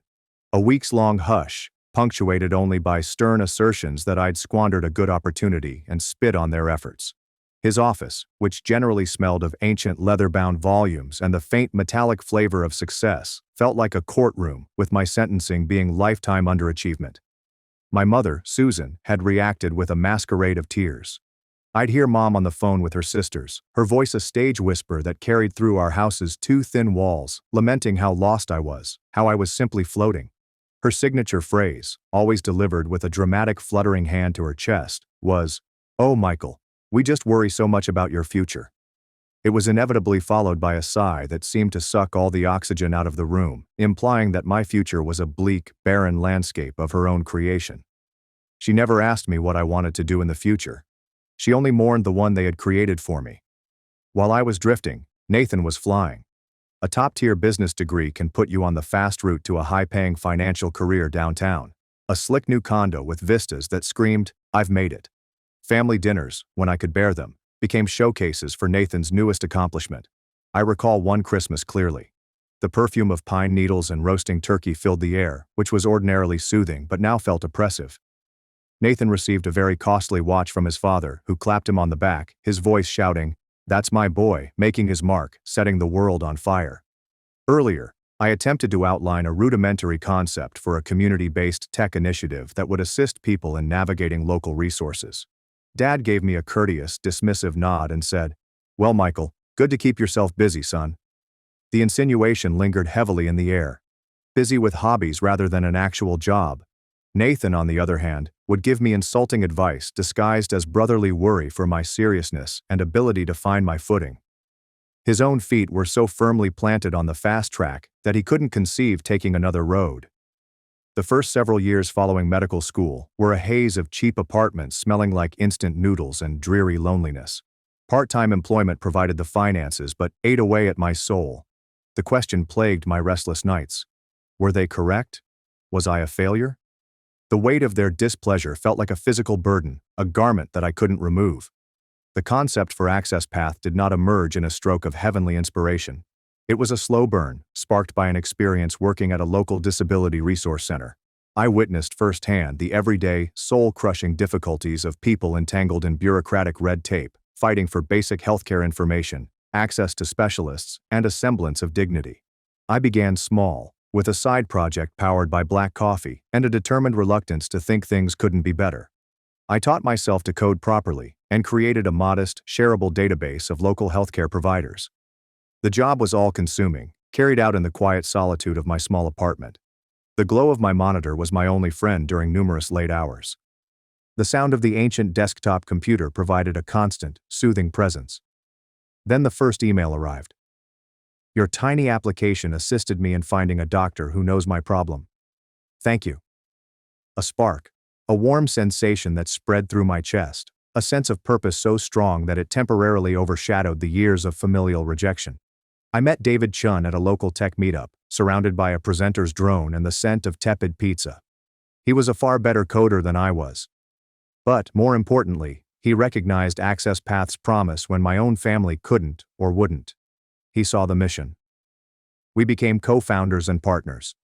Our first shared office was a glorified closet above a noisy print shop, small, crowded, and constantly smelled of industrial ink and David's Too Strong coffee. However, it exuded an exhilarating energy and sense of creativity. It was our refuge. Access Path evolved softly and steadily. 10,000 users. 50,000. Our first little grant. We began by onboarding our first nonprofit clients and gradually expanded across states. Each milestone represented a personal success, a silent challenge to the story my family had created for me. I tried several times to share my results. I remember joyfully telling Mom about a great trial program we'd started in a neighboring state, which was expected to benefit thousands.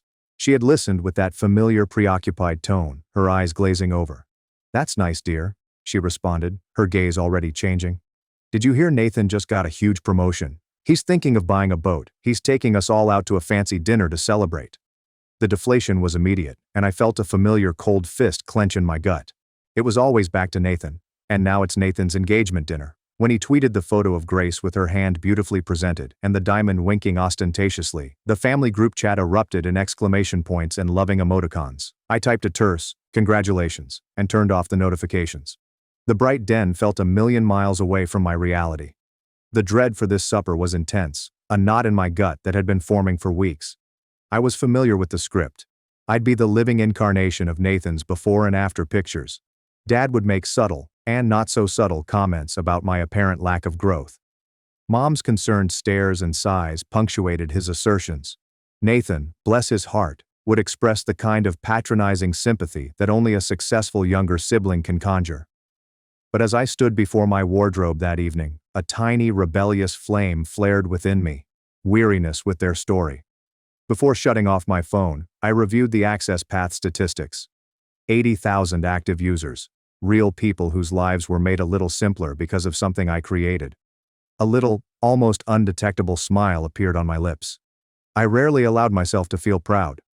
Instead of the drab, safe suit Mom always quietly pressed me to wear, the one that made me feel like an undertaker at my own funeral, I opted for the newer charcoal gray one I'd purchased with a modest bonus after we'd concluded a particularly difficult but profitable transaction. It fitted well. It helped me feel capable. It was a modest, almost thoughtless act of rebellion, but it felt like a breath of fresh air before entering the golden cage. The name Laytoy, as well as the star, exuded the ostentation that my parents admired.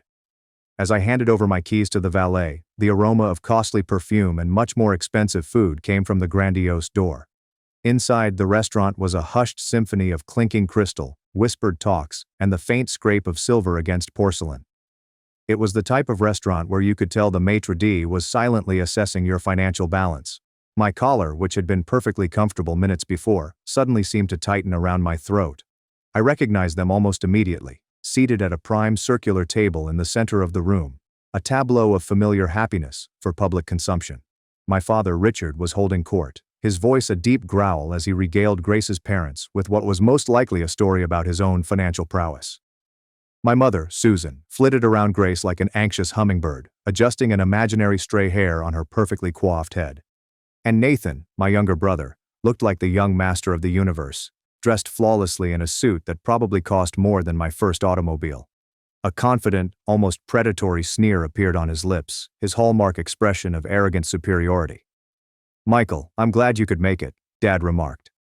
His greeting was brief, and his gaze was immediately drawn to someone more important in the room. The unspoken addendum, "Don't embarrass us," hovered between us. Mom enveloped me in a hug that was too tight and too brief, smelling faintly of her preferred lily of the valley perfume, a scent I now connect with anxious family gatherings. "Oh, Michael, you look neat," she chirped, her eyes roving over my suit with an expression I couldn't make out. Surprise? Relief that I wasn't wearing a soiled t-shirt? "Grace, darling, this is our Michael." Grace Miller turned and extended a hand. Her smile was sincere, her handshake solid, and her hazel eyes warm and direct. "So nice to finally meet you, Michael," she said to me. And for a tiny moment, I felt something other than dread. She appeared normal, grounded, a sharp contrast to the sometimes strained formality and underlying tension that marked Carter family reunions. I managed a faint, embarrassed smile in response. "You too, Grace. Congratulations to you both." The conversation, or rather, the monologue, immediately led by my parents, centered on Nathan. His latest financial success at the firm, his imminent advancement to vice president at such a young age. Grace belonged to a fantastic old money family. Each word felt like another perfectly placed stone in the wall that kept me apart from their bright world. Nathan's golden image has received another layer of varnish. When Grace's father, a cheery man named Arthur, respectfully asked me what I did, Dad interrupted before I could finish my statement. "Michael's our free spirit," he said with a loud laugh that didn't quite reach his eyes. "Still chasing butterflies, eh, son?" He smirked at Arthur as if sharing an inside joke, the sort that turns you into a punchline. I felt a familiar heat rising in my neck. "I run a tech company," I mumbled. My words felt insufficient and fragile in comparison to their grandiose statements about Nathan. Mom, ever the great conversational navigator, away from uncomfortable issues, particularly me, quickly interjected. "Oh, but Nathan's new role, Arthur. It involves managing a portfolio worth tens of millions. He tries to explain it to us, but it's also terribly complex and important. Isn't it, dear?" She smiled at Nathan and gave me a look that clearly said, "See, Michael, this is what true success sounds like." Nathan, who never passes up an opportunity to discreetly demonstrate his power, reclined back in his chair. "Yeah, the market's been volatile, a real beast, but we're navigating it pretty well. Big responsibilities, you know." He looked at me with that old contempt in his eyes. Not everyone's cut out for that kind of pressure. Pressure. I nearly scoffed. I remembered David's frantic all-nighters when our primary server collapsed just as we were launching a vital upgrade for a state healthcare partner, with the livelihoods of thousands of our users on the line. I remembered the heavy weight of payroll when we first started, the persistent, gnawing anxiety of disappointing our little staff. But I didn't say anything. I concentrated on the intricate pattern of the bread dish before me, the flavor of the pricey, carefully placed food fading in my lips. The stillness at my end of the table was a chasm. My contributions to the family story were presumably better left unsaid. Despite my family's conversational dominance, Grace was genuinely intrigued. She got to ask me a few more questions during a lull when Dad was lecturing her mother about his golf handicap. A tech company, Michael. What kind of platform is it? It's a platform that makes it easier for people with disabilities to access healthcare services and resources, I added, speaking quietly. Before Grace could react, Dad, his attention briefly drawn back to our side of the conversation, interrupted with his typical dismissive hand wave. Very niche, of course. A wonderful passion project for Michael, keeps him occupied. We're still hoping he'll find something a bit more substantial, something with a clear career path, you know. Grace frowned briefly as Dad interrupted her. She stared at me seriously, a perplexed expression on her keen eyes. She opened her mouth, as if to pose another query. But Mom, sensing an opportunity, launched into an enthusiastic, too-loud narrative about Nathan's charming childhood phobia of clowns, thereby derailing any further investigation into my passion project. A bitter memory arrived unexpectedly. Dad on the phone a few months ago, his voice carrying from his study. He'd been speaking with his old friend and golfing partner, Mr. Henderson. I hadn't intended to eavesdrop, but snatches had slipped out. No, Michael's still tinkering away on that little website of his. A lovely idea, of course. Bless his heart, but not exactly setting the world on fire, you know. Not like Nathan. Now he's really going places. My father hadn't just been dismissive to my face. He'd been actively cultivating the story of my failure for his peers, cementing my image as the family's resident underachiever. The memories left a bitter, metallic taste in my tongue, like an old penny. The toast started. Grace's father delivered a nice, passionate speech welcoming Nathan into their family. Then came Dad's turn. He stood with his glass lifted, his voice filled with rehearsed parental pride as he lauded Nathan's merits. A son who has never given us a moment's worry, he said, his gaze scanning the dining room floor, who has exceeded every lofty expectation we ever dared to dream for him. A true success story, a beacon of what hard work and dedication can achieve. Then came the unavoidable, brilliantly handled pivot. He looked in my direction, his countenance softening into one of performative, almost sad sympathy. Of course, he said in a quieter timbre, life isn't a straight path for everyone. Some take detours, some march to the beat of a different drum, however faint. We continue to support Michael naturally, in finding his way, in discovering his own version of contribution. The words, notwithstanding the assumed comprehension, were a public branding. Michael took the detour. Michael heard a faint drumbeat. Michael still lost. I glanced at the beautiful white tablecloth, and the pricey linen felt like grit under my fingertips. I could hear Mom's gentle, perfectly timed sniffle next me, her supporting role in this family drama. The air was thick with unspoken judgments and the weight of their combined disappointment. Grace's eyes were fixed on me, posing a silent, searching question. And in that moment, a flood of complete surrender washed over me. A voice muttered in the depths of my mind, "So this is it again. Maybe they are right. Perhaps I will never be able to escape this shadow." The hush after my father's toast was deafening, broken only by the polite, almost apprehensive clinking of glasses as individuals took a quick sip. I kept my gaze concentrated on the delicate weaving of the tablecloth, bracing myself for the rest of the evening, which I knew would proceed in the same predictable, painful manner. This was my role, my predetermined script in the Carter family saga. The meek and unremarkable son. A living testimony of unrealized promise. My parents were enjoying the aftermath of Dad's speech, a picture of parental pride. Nathan, ever the courteous recipient of compliments, nodded with a practiced humility that didn't quite reach his gaze. Grace looked at me with her face furrowed in thought. She spoke softly, yet in the brief silence her voice seemed to pierce through the ambient restaurant noise with astonishing clarity. "Access path," she said, her hazel eyes riveted on me. "You said it helps people with disabilities navigate the healthcare system?" I nodded, amazed that she remembered, or really cared, amidst the Nathan-centric barrage of talk. Yes, that's the core of it. We try to streamline access to specialists, consolidate resources, connect people with support networks, make a complicated process a little less overwhelming. Her eyes, already wide with interest, seemed to light up from inside. "And your name?" "It's Michael Carter?" she asked, leaning in slightly, her voice lowering to a conspiratorial whisper that made the air surrounding our table crackle with new attention. "Wait a minute." Her breath caught. "Are you Michael Carter? The CEO of Access Path?" The sound of a fork clattering against a china dish across the table was abnormally loud in the sudden profound silence that enveloped our company. I looked up, surprised by the passion in her voice. My father, who had been taking a self-important drink of his wine, halted with the glass halfway to his lips, his eyes wide and unblinking. My mother's flawlessly painted grin was gone, replaced by slack-jawed perplexity, her hand reflexively reaching for the pearls at her throat. Nathan, who had been laughing at a private joke, peered at me, his face devoid of expression except for utter, stunned disbelief.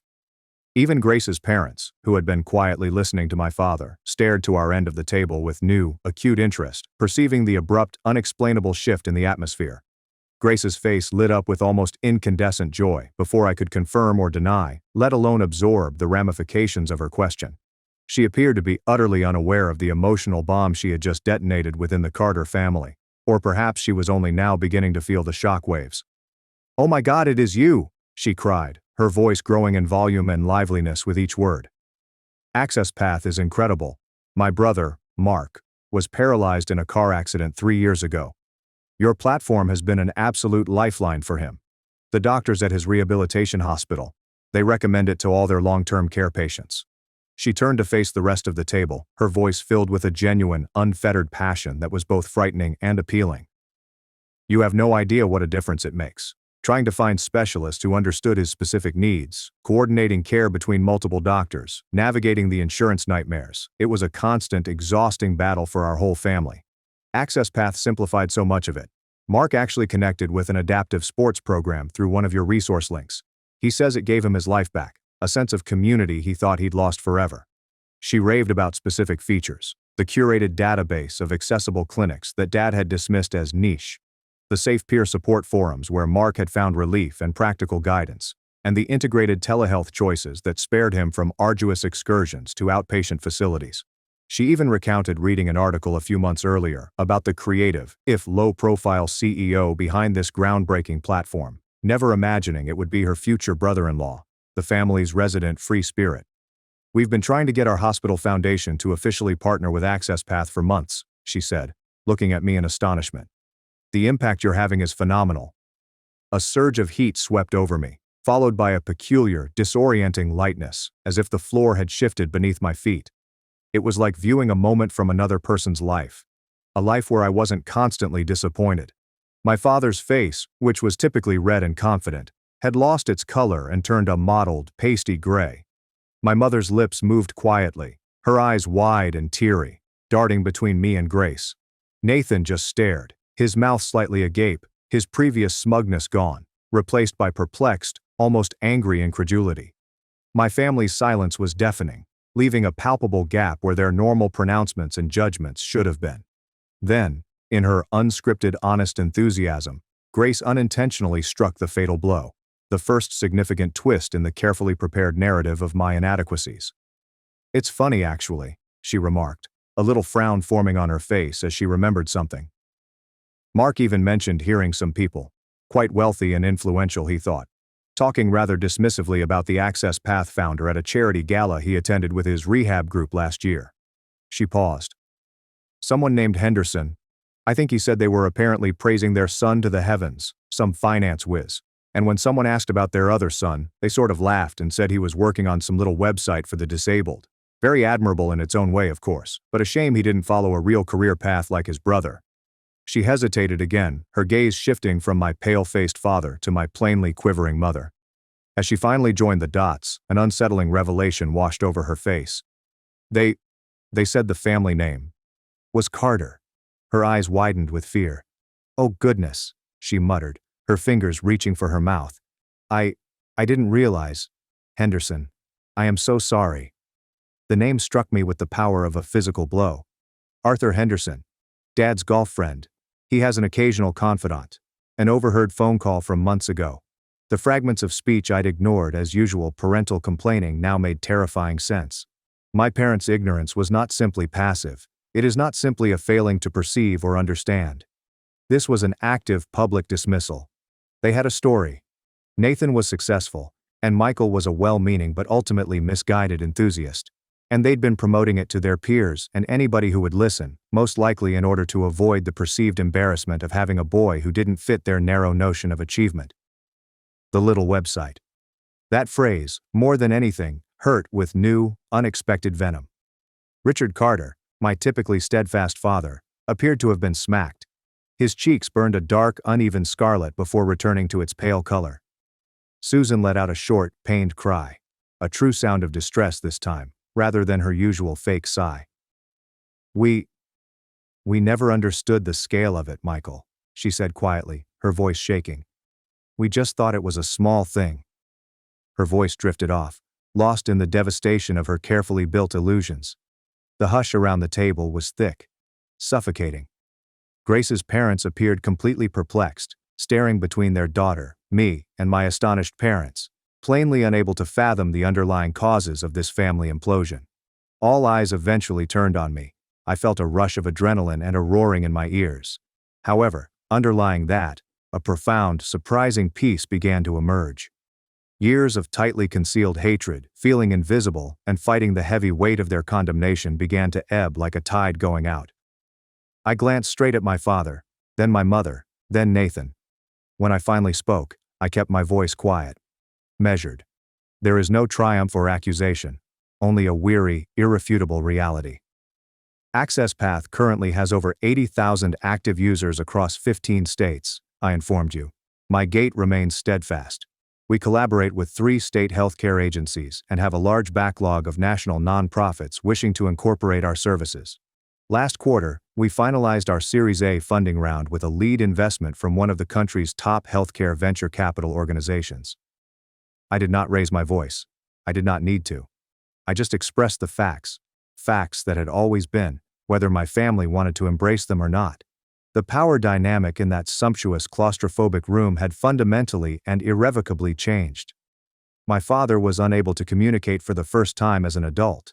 He simply stared at me, his mouth moving silently. A man is unexpectedly presented with a reality he had previously refused to acknowledge.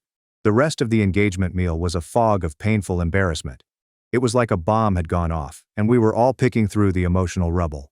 Grace's parents, to their credit, attempted to salvage the evening with polite, if strained, conversation, now directing the majority of their AccessPath inquiries to me with renewed, almost ardent respect.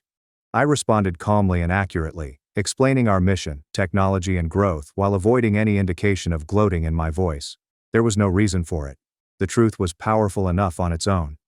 My father stayed unusually quiet for the remainder of the lunch. His expression was a shifting scene of amazement, humiliation, and, just possibly, a dawning, uneasy flash of respect. He fumbled with his water glass, cleared his throat many times, but made no further statements. My mother, on the other hand, appeared to withdraw within herself. She made a few futile attempts to explain their prior ignorance, her words collapsing into emotional, incoherent sentences such as, We always wanted the best for you, Michael. We just didn't realize. It was incredibly significant. Her trademark signs were still there, but they had lost their theatrical impact. They now sounded more like the gradual deflation of a punctured balloon. Nathan exemplified sullen discontent.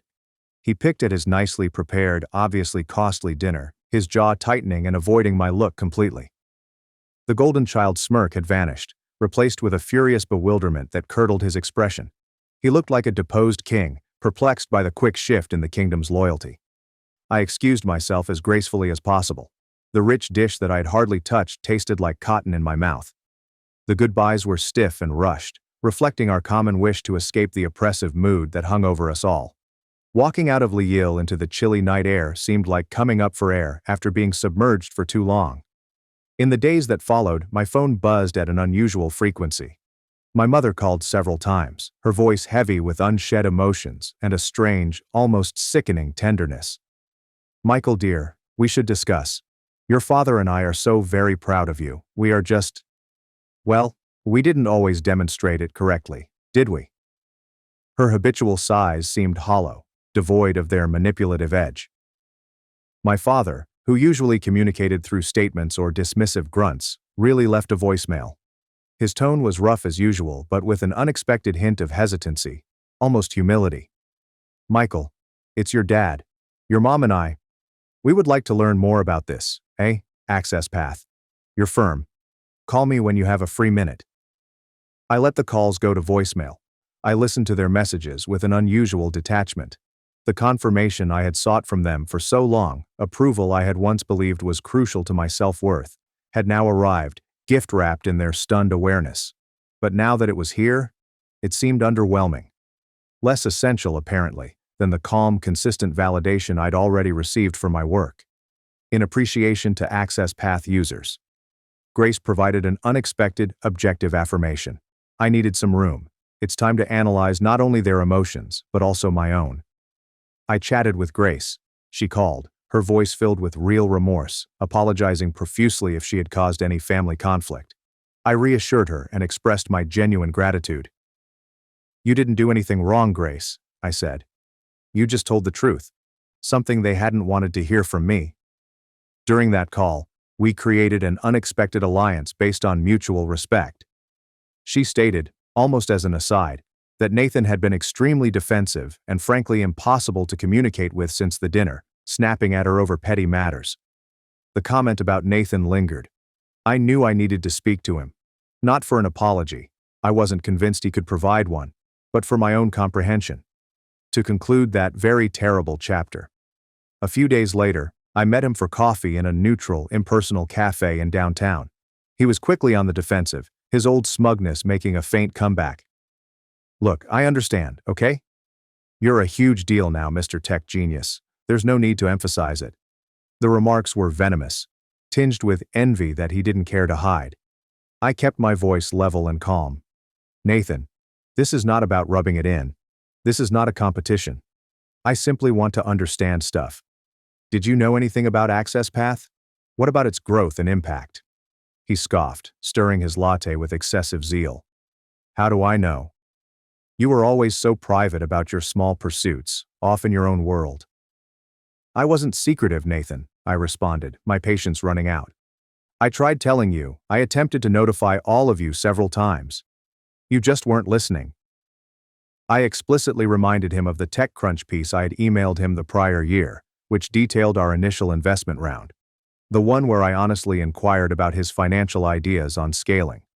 His response at the time, a recollection that still stings, was a cavalier one-line dismissal. Tilder, bro. This sounds like nerdy stuff. Stay with what you know and let me handle the actual money. His facade had finally crumbled. He looked down into his coffee cup, as if seeking answers in the whirling froth. All right, fine, he mumbled, his voice barely audible. I saw the article. I even looked up Access Path after that. I knew it was becoming large.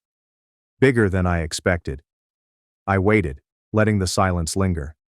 I didn't tell Mom and Dad the full extent of it, he finally said.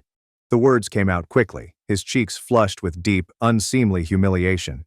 You were always the artistic one, the sensitive one, the one who needed sheltering. I was the smart one, the responsible one, the one who was going to make them proud financially.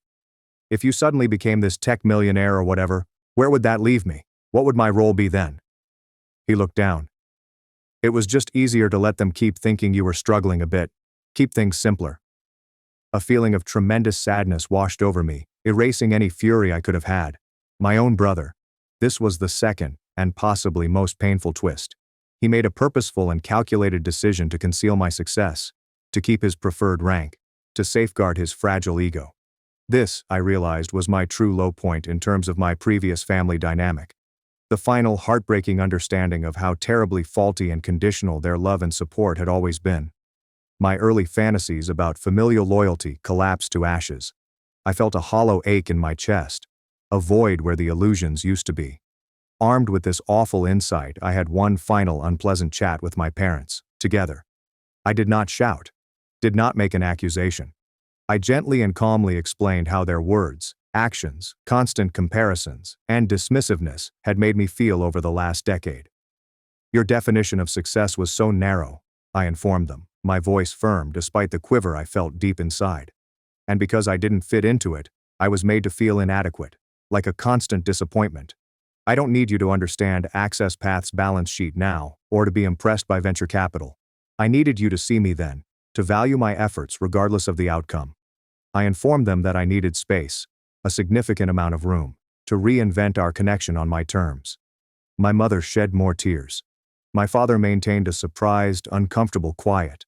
But when I walked away from that conversation, I felt a deep feeling of relief. It was as if a great weight I hadn't even realized I was carrying had finally been lifted off my shoulders. I no longer required their approval to feel valuable. I returned to Access Path with renewed vigor and a greater sense of purpose. The company thrived. My relationships with David and my dedicated team, my chosen family, grew stronger. My encounters with my parents became infrequent, courteous, and carefully controlled by me, determined by my own level of comfort. The old toxic power dynamic had cracked, smashed on the floor of that fancy eatery. Months later, I went to Nathan and Grace's wedding. I was polite to my parents. I exchanged a cordial, albeit distant nod with Nathan. But I had a truly pleasant and fascinating talk with Grace, who greeted me with an open smile and genuine compassion. As I watched my parents study me from across the reception hall, I noticed a complex mix of emotions in their eyes: regret, uncertainty, and perhaps, for the first time, a budding, if distant, respect. I felt peaceful. I was no longer the family pariah or perennial failure. I was simply Michael, a man who was content in his own skin, defined by his own accomplishments, and following his own path. The concluding scene in this chapter of my life does not take place in a stressful family dinner or a sterile meeting room. I'm standing on a stage at a large healthcare technology conference, with a warm spotlight on my face. I'll be giving a keynote lecture about Access Path's purpose and the power of technology to bridge gaps and empower individuals. As I gaze out at the sea of faces in the auditorium, the physicians, the patients, the campaigners, and the innovators, I feel a deep feeling of accomplishment. A peaceful joy that runs deep in my bones. This is my validation. This is my success, defined on my own terms. For years, I let my family write my story, painting me as the son who faltered and didn't measure up. It took an outsider's perspective, an unanticipated catalyst, to help me start reclaiming my own story. But the actual journey, I've realized, was not about pushing them to see me. It was about me finally seeing myself, realizing my own worth, regardless of their adulation or disapproval. It was about recognizing that true fulfillment comes from creating something significant rather than fitting into a predetermined box, from affecting lives, pursuing a mission that ignites your soul. Which chapter of your own story are you prepared to rewrite?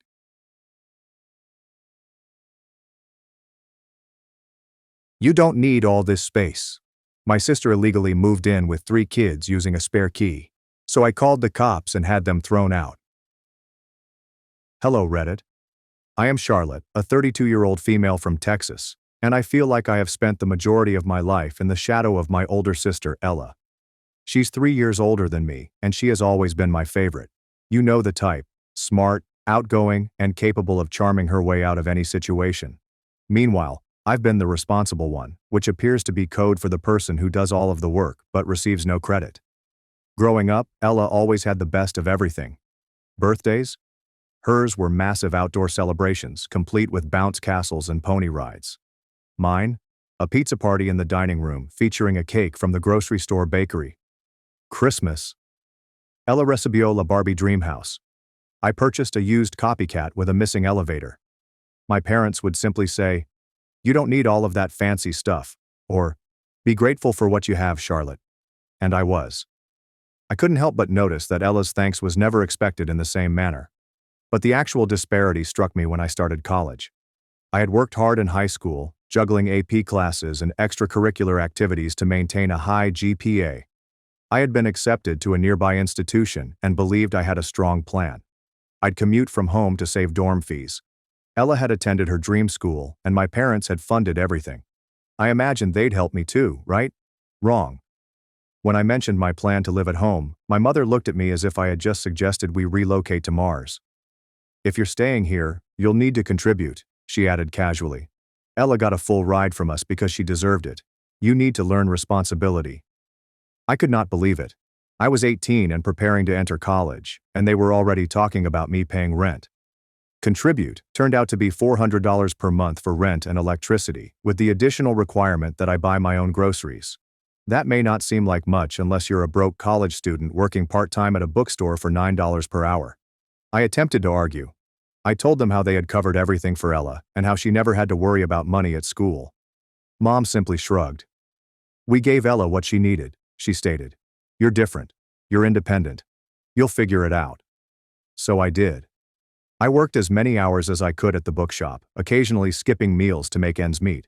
I'd pass past the campus coffee shop every morning, envious of the students who could afford lattes and pastries. Meanwhile, I was brown bagging peanut butter and jelly sandwiches and drinking free coffee from the bookshop break room. I don't believe I purchased a single textbook at full price. I acquired all of mine used or borrowed from the library. Every month, I handed over the $400 to my parents while Ella was away at her out-of-state school, living in a brand new dorm that my parents had purchased for. She contacted me once to complain about her dorm's AC not being chilly enough, and I almost lost it. I didn't have air conditioning in my automobile since I couldn't afford to fix it. My parents continue to send Ella money every month. I once overheard Mom on the phone saying, "We don't want her to struggle. College is difficult enough." I stood in the kitchen, holding my $1 ramen noodles, wondering why no one had ever shown me compassion. To make matters worse, my parents were continually praising Ella for her accomplishments. She earned a 3.2 GPA in her communications program, and they threw her a lavish graduation party complete with a catered buffet and a DJ. When I graduated with a 3.9 GPA and a computer science degree, we had a peaceful meal at home. Mom prepared lasagna and replied, "Well, we don't want to make a fuss." Looking back, I believe what hurt the most was not a lack of financial assistance. The message was clear. I didn't matter as much. While I was only present, Ella was always portrayed as the star, the one with potential. Even when I achieved it, it was overlooked. "Charlotte's smart. She doesn't need help," they'd say. It seemed like being capable was a curse. After college, I moved out as quickly as possible. I rented a little apartment near my first job and began living my life on my own terms. It wasn't easy, but it felt great to be free of their expectations. I worked hard, lived frugally, and began saving. Meanwhile, Ella married Josh, whom my parents adore despite the fact that he is constantly between jobs. They now have 3 children: Emily, 5, Mason, 4, and baby Daniel, 2. My folks are continually bailing them out. When their automobile broke down last year, my parents handed them money to get a new one. When Ella complained about how difficult it was to keep up with 3 children, Mom and Dad offered to babysit on weekends. I wish it didn't bother me anymore, but it still does. No matter how much I do on my own, it seems like I'll always be second to Ella. That is why I no longer share many details about my life with my family. I know they wouldn't mind. Not really. So, I've been keeping this quiet. But I recently decided it was time to start looking for a home. I've been renting this tiny apartment for years, paying way too much for what is essentially a glorified shoebox, and I've been saving for what seems like an eternity. I eventually got to the point where I was like, you know what? I deserve this. Okay, here's the thing. I didn't tell my family. Not because it's a big secret, but because they can't simply be pleased for anyone. Everything becomes a group project with them. If I addressed anything, I knew they'd start making it about Ella and her children, and how whatever I get should help them. So I decided it was easier to keep my lips shut until all was said and done. Apparently that was overly hopeful. I'm not sure how this happened, but a woman I work with, let's call her Lisa, managed to let it slip. Lisa is one of those persons that is constantly involved in other people's lives. And I believe she casually revealed to someone that I was house searching. That person happened to be Ella's neighbor, and the word spread like wildfire. The delights of small-town Texas. A few days later, my mother contacted me. "Charlotte," she remarked, her tone excessively pleasant. "Why didn't you tell us you're looking for a house?" I should have known better, but I chose to play dumb. "Oh, I'm just browsing around right now. Nothing serious." "Well, Ella and I were talking, and we have some great ideas for you. You're going to need something big enough for everyone. You know, at least 4 bedrooms. For the kids, of course." "What? What children? I don't have children." She kept going as if this were the most regular thing in the world. You'll need space for Ella's family when they visit. And for us too. Oh, and it'd be great if it was close to Ella's place. I'm not sure why I was startled. She had already turned my potential house into the solution to their issues. I said something non-committal and hung up the phone as quickly as I could, thinking it was a one-time occurrence. But oh no, it wasn't. My mom and Ella began flooding me with house listings after that. I'm not exaggerating when I say it felt like a part-time job for them. Every day, I'd get at least a dozen links to these crazy houses, large homes with 4 or 5 bedrooms, pools, 3-car garages, and the works. It was as if they assumed I was looking for a reality TV mansion. Mom texted once, "Did you see that one on Maple Street?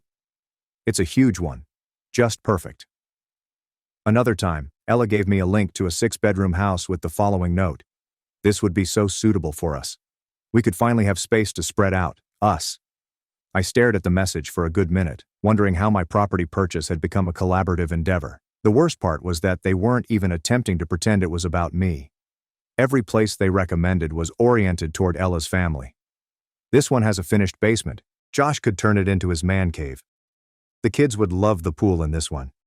Look, Charlotte, there's even a guest room for Mom and Dad when they visit." It was exhausting. At first, I attempted to gently lead them away, explaining that I was looking for something small, just for myself, but that simply made matters worse. That's when I decided to cease responding. I silenced the group chat and disregarded their messages. I assumed they would finally get the point and move on. Meanwhile, I continued searching for houses on my own. I would spend my evenings reading through Zillow and my weekends looking at open houses. I didn't tell anyone where I was going, and I avoided anything slightly related to Ella's area. I didn't want to run into anyone who might tell my mother. After weeks of looking, I finally found it. A little 2-bedroom cottage just outside the city. It has everything I desired. A nice little porch, a sunny kitchen, and a lawn large enough for gardening. It wasn't elegant, but it felt familiar. The moment I stepped through the door, I knew it was mine. I submitted an offer, and a few nerve-wracking days later, it was accepted. I can't even explain how fantastic it felt. For the first time in my life, I was doing something solely for myself, with no influence from anyone. Of course, I did not inform my family. I decided to let them keep delivering their helpful suggestions while I silently moved forward. But then my mom called me out of nowhere and asked, "We're having dinner next weekend, are you coming?" I nearly said no. But then I had a thought. You know what? Let's get this over with. So I'm going to this dinner, and I already know what it will be like. They'll probably have a full PowerPoint presentation prepared. This is the fun part. I'm about to reveal that I've already acquired a house. I am not going to sugarcoat it either. I can already hear theatrical gasps and complaints. Thank you for sticking around. I'll update you after dinner. Update 1. Hello again, Reddit. First and foremost, I'd like to thank everyone who commented and offered advice on my previous article. I've read the majority of them, and they've been both informative and entertaining. Many of you expressed surprise at how entitled my family sounds, and believe me, I share your sentiments. Others shared their experiences with similar situations, and it's reassuring to know I'm not alone. Anyway, I promised you an update after supper, so here we go. Buckle up, because this was a lot. So I arrived at my folks' house last Saturday at precisely 6 p.m., attempting to mentally prepare for whatever garbage they were about to hurl at me. The moment I went in, there was already commotion. Ella's kids were screaming, Josh was sitting on the couch watching TV, and my mother was hurrying around the kitchen. She looked over and said, "Oh good, you're on time for once. We are off to a good start, right?" We sat down for supper, and the conversation began with the normal small talk. Dad complained about gas prices. Josh vented about something at work, while Ella complained about how difficult it is to manage 3 children. Daniel keeps waking up in the middle of the night, she explained, scooping mashed potatoes onto her plate. We're just so cramped. I feel like I'm losing my mind. I knew where this was going, but I played along by nodding compassionately while concentrating on my lasagna. My mother then cleared her throat, as she does when she is about to make an announcement. "Charlotte," she added with a huge smile. "We've been talking, and we think we found the perfect house for you." I almost choked on my water. Of course, they'd arrive with a plan. "Oh," I asked, keeping my tone as neutral as possible. "Yes," Ella chimed in. "It's a beautiful place, and it's only a few blocks from us. It has 5 bedrooms, a huge yard for the kids, and even a guest suite." Mom interrupted before I could respond. "It's perfect for everyone. There's enough space for..." the kids to finally have their own rooms, and Josh could even set up an office. Plus, it's in such a great neighborhood, close to good schools. I just stared at them, bewildered. They weren't even pretending it was about me anymore. So, Ella replied, beaming as if everything was settled. We can go see it tomorrow if you want. That's when I decided I'd had it. Actually, I responded, setting down my fork, I've already bought a house. The room went completely silent. Even the children stopped making noise. What? Mom asked, her voice harsh. I bought a house, I reiterated. It's a small 2-bedroom cottage just outside the city. It's perfect for me. For a little moment, I considered whether they would be pleased with me. Mom's face turned red and Ella's mouth virtually dropped to the floor. A cottage? Ella finally asked, her tone full of skepticism. How are we supposed to fit in a cottage? You're not, I responded. Because it's my house. I bought it for myself. Mom stepped in before Ella could react. Charlotte, how could you make such a big decision without consulting us? We've been working so hard to find the perfect place for you. No, I replied, trying to maintain my cool. You've been working hard to find the perfect place for Ella and her family. I didn't need your help. I knew what I wanted, and I bought it. Ella's voice became quite high-pitched, as if she were about to cry. But we need this, Charlotte. Do you know how hard it is for us in that tiny apartment? Emily and Mason have to share a room, and Daniel's crib is in our bedroom. It's not fair to the kids. I took a deep breath and tried not to snap. That's not my problem, Ella. I've worked hard to get to this point, and I'm not giving up my dream house to fix your situation. That's when Dad decided to join in. He smashed his hand onto the table and yelled, You're being selfish, Charlotte. Family is supposed to help each other. What's wrong with you? I stood up, my heart racing. I'm not selfish. I'm finally standing up for myself. And if that makes me the bad guy in your eyes, so be it. The place erupted into turmoil. Ella was crying. Mom was ranting about how she had raised me better. Dad was complaining about how dissatisfied he was. Josh sat there stuffing food into his mouth as if nothing was occurring. I grabbed my handbag and went to the door. Mom followed me and shouted, You can't just walk away from your family like this. I turned back to say, Watch me. Then I got into my car and drove home, shivering with wrath and relief. I feel like I've finally spoken up, but now I'm bracing for the consequences. So, that's where things are. I will let you know what happens next. Thank you for your continued support. You don't realize how much it's helped. Update 2. Hello again, Reddit. Thank you so much for all of your support and comments following my last update. I wasn't expecting such a show of support, and it's honestly helped me preserve my sanity. Many of you were correct. I should have seen this coming. After that evening, things went just as I had dreaded. So, here's an update. Ella sent the first SMS that night. It was simply a photo of her children lounging on their couch, surrounded by toys, with the caption, Look how cramped we are. Do you think this is fair to Emily and Mason? I didn't respond. What was I supposed to say? That it was somehow my fault that her place was a mess? That buying a property for myself had somehow resulted in her children sharing a room? I turned my phone to silent and went to bed, hoping she would let it go. She did not. The next morning, I awoke to 5 missed calls from my mother and a flurry of texts from Ella. A person commented, You always think about yourself. I thought family mattered to you. Another person stated, Mom is so upset she couldn't even sleep last night. Finally, the pièce de résistance. You've changed, Charlotte. This isn't the sister I grew up with. Right, because the sibling she grew up with was too busy being ignored to develop a spine. I resolved to disregard it all and concentrate on my work. But the texts did not cease. Every several hours my mother would join in with her own gems. You're being so selfish, Charlotte. We're all disappointed in you. I hope you realize what you're doing to Ella's kids. You need to reconsider. It's not too late to sell the house and buy something better suited for the family. I silenced each of them, but they then began leaving voicemails. It was the same guilt-ridden babble, but hearing their voices made it more impactful. Mom seemed genuinely angry. Ella sounded like she was about to cry, and at one point my father called and shouted at me for 5 minutes about how I was ripping the family apart. It did not stop there. A few days later, I received a call from my aunt, whom I hadn't spoken to in years. She said, I heard about what's going on with Ella. Can't you find it in your heart to help? Family comes first, Charlotte. I had to laugh. This was the same aunt who hardly acknowledged my existence growing up, and now she wants to lecture me on family. I told her I wasn't talking about it and hung up. Then came the Facebook posts. Ella shared a photo of her kids squished close on their bunk bed with the caption, "All they want is a little space to grow, but I guess some people think family isn't worth helping anymore."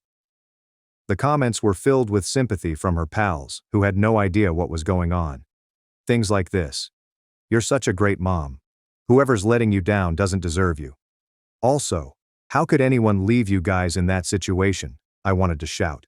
She made me out to be the villain, and I couldn't even defend myself without becoming petty. So I kept silent and continued scrolling. But then my mother put something on her own page. She posted a photo of my residence. I don't know how she acquired it. With this caption, "It's so sad when someone forgets where they came from. Family sacrifices so much for you, and this is how they repay you." I blocked both of them right away, but not before a coworker messaged me to ask what was going on. Lisa, yes, that Lisa, appears to have read the message and was discussing it at work. Now, half of the staff assumed I had abandoned my family to live alone in a mansion. For the record, my home is only a cottage, not exactly lifestyles of the rich and famous. The stress was beginning to get to me. Every time my phone vibrated, I felt a rush of fear. I stopped using social media and ignored my email. Even when I was working, I couldn't concentrate because I was anticipating the next call or message. Ella unexpectedly showed up at my flat one evening, bringing things to a new low. I opened the door to see her standing there with Daniel on her hip and the other two kids in tow. She was fatigued, and the children were all weeping or whining about something. "Charlotte," she exclaimed, her voice cracking. "We need to talk." I crossed my arms and stood in the doorway, preventing them from entering. "What do you want, Ella?" "Please," she pleaded with tears in her eyes. "We don't have anywhere else to go. The landlord's raising our rent again, and we can't afford it. Just let us stay with you for a little while. The kids need stability." I felt my heart fall, but I remained tough. "Ella, I'm sorry you're struggling, but my house isn't an option. It's not big enough, and honestly, this isn't my responsibility." She looked at me as if I'd just kicked her puppy. "So that's it? You're just going to let us suffer?" "I'm not letting you suffer. I've worked hard to get where I am, and I'm not going to let you guilt me into giving it all up." She murmured something under her breath, then turned and stomped away, her children trailing behind. I shut the door and leaned against it, feeling both guilty and relieved. My mother called the next morning and told me I was callous for turning Ella away. She scolded me for being cold and ungrateful and warned that I might come to regret it eventually. I hung up without saying anything. Even as I write this essay, their SMS keeps flashing up on my phone. Mom is sending walls of guilt-ridden paragraphs, while Ella is sending images of her children. I even received a voicemail from Dad just now that began with, "I hope you're happy." And I didn't care to listen to the rest. I cannot take it any longer.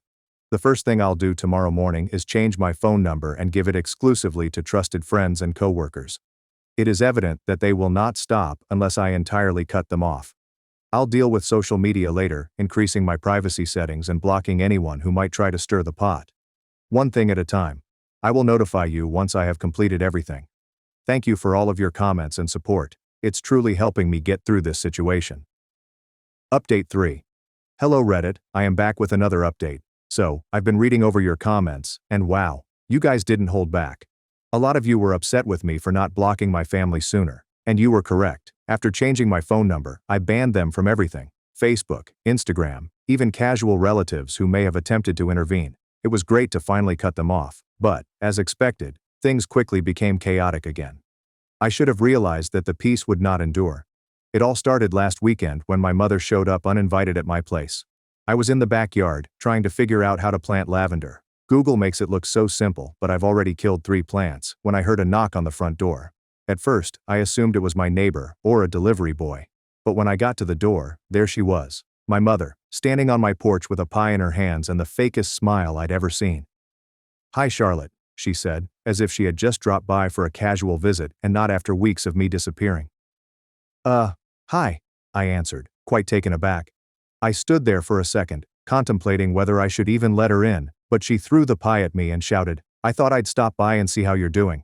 I brought your favorite, apple." I wasn't sure whether to laugh or cry.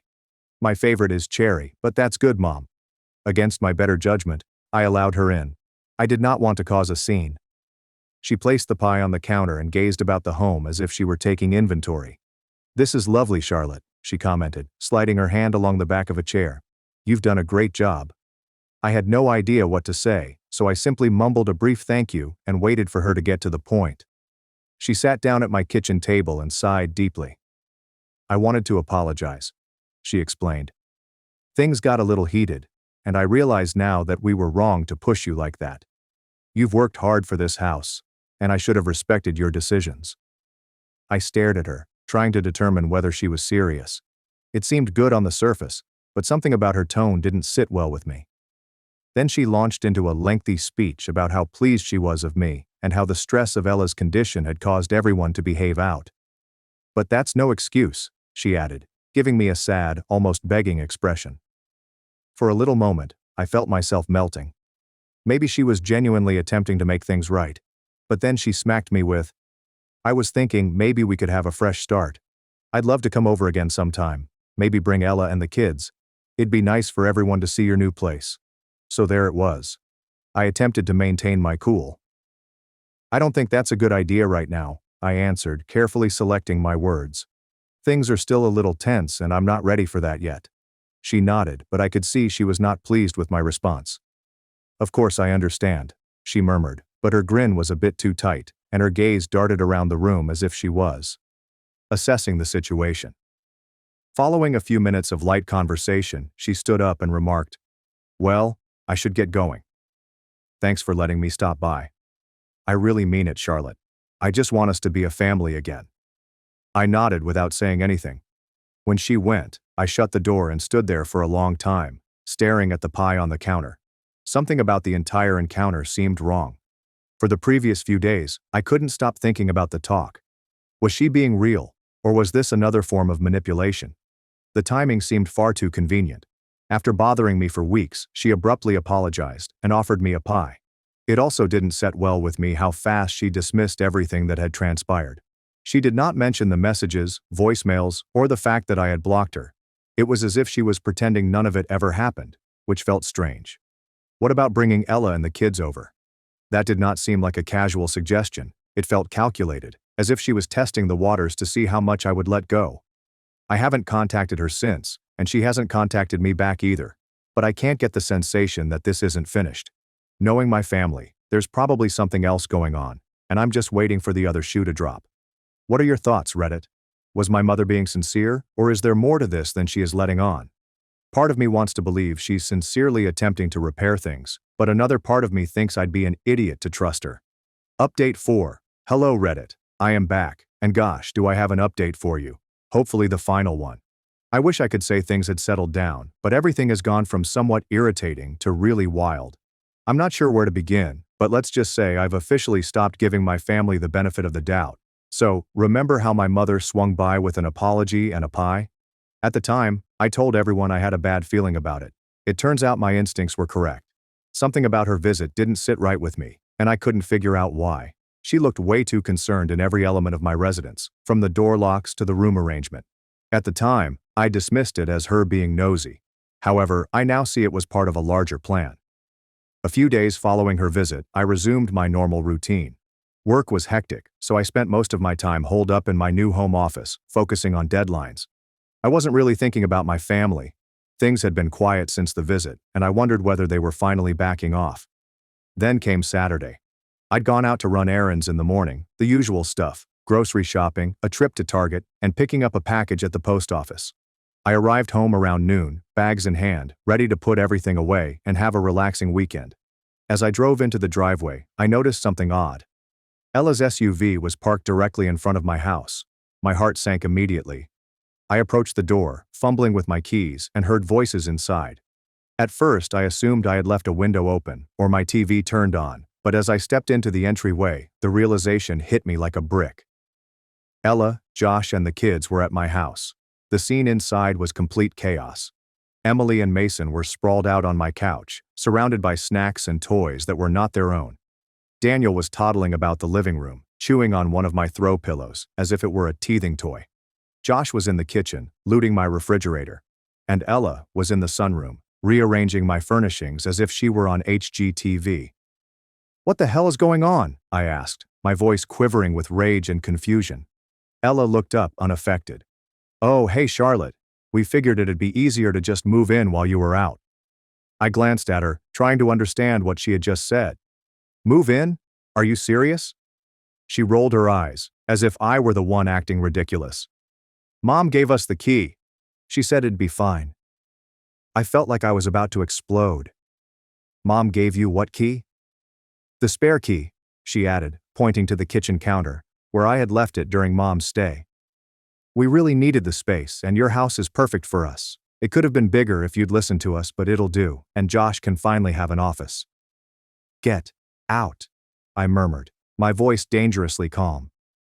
"Charlotte, don't be like that," Josh interjected, leaning against my fridge with a sandwich. "You're single, you don't need all this space. This house makes way more sense for us." I couldn't believe what I heard. They were talking about my house as if it were just another handout from my parents for Ella. "Get out of my house," I repeated louder this time. Ella scoffed. "We're family, Charlotte. Stop being so dramatic. We've already started settling in, and the kids love it here. It's not like you're using all this space anyway."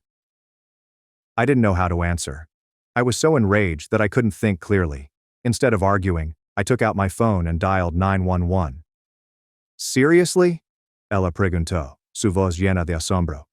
"You're calling the cops on your own family." "Watch me," I said, holding up the phone for her to see. When the dispatcher answered, I gently stated the situation. My sister and her family had broken into my home and refused to leave. Ella and Josh attempted to argue with me while I was on the phone, but I ignored them. By the time the cops arrived, I was shivering from adrenaline, but I was also determined not to let them get away with it. The cops were professional but firm. They questioned Ella and Josh why they were in the house, and their explanation was as ludicrous as you'd imagine. "We're family," Ella stated as if it were a solid legal argument. "Josh kept saying I had plenty of space and it was the right thing to do.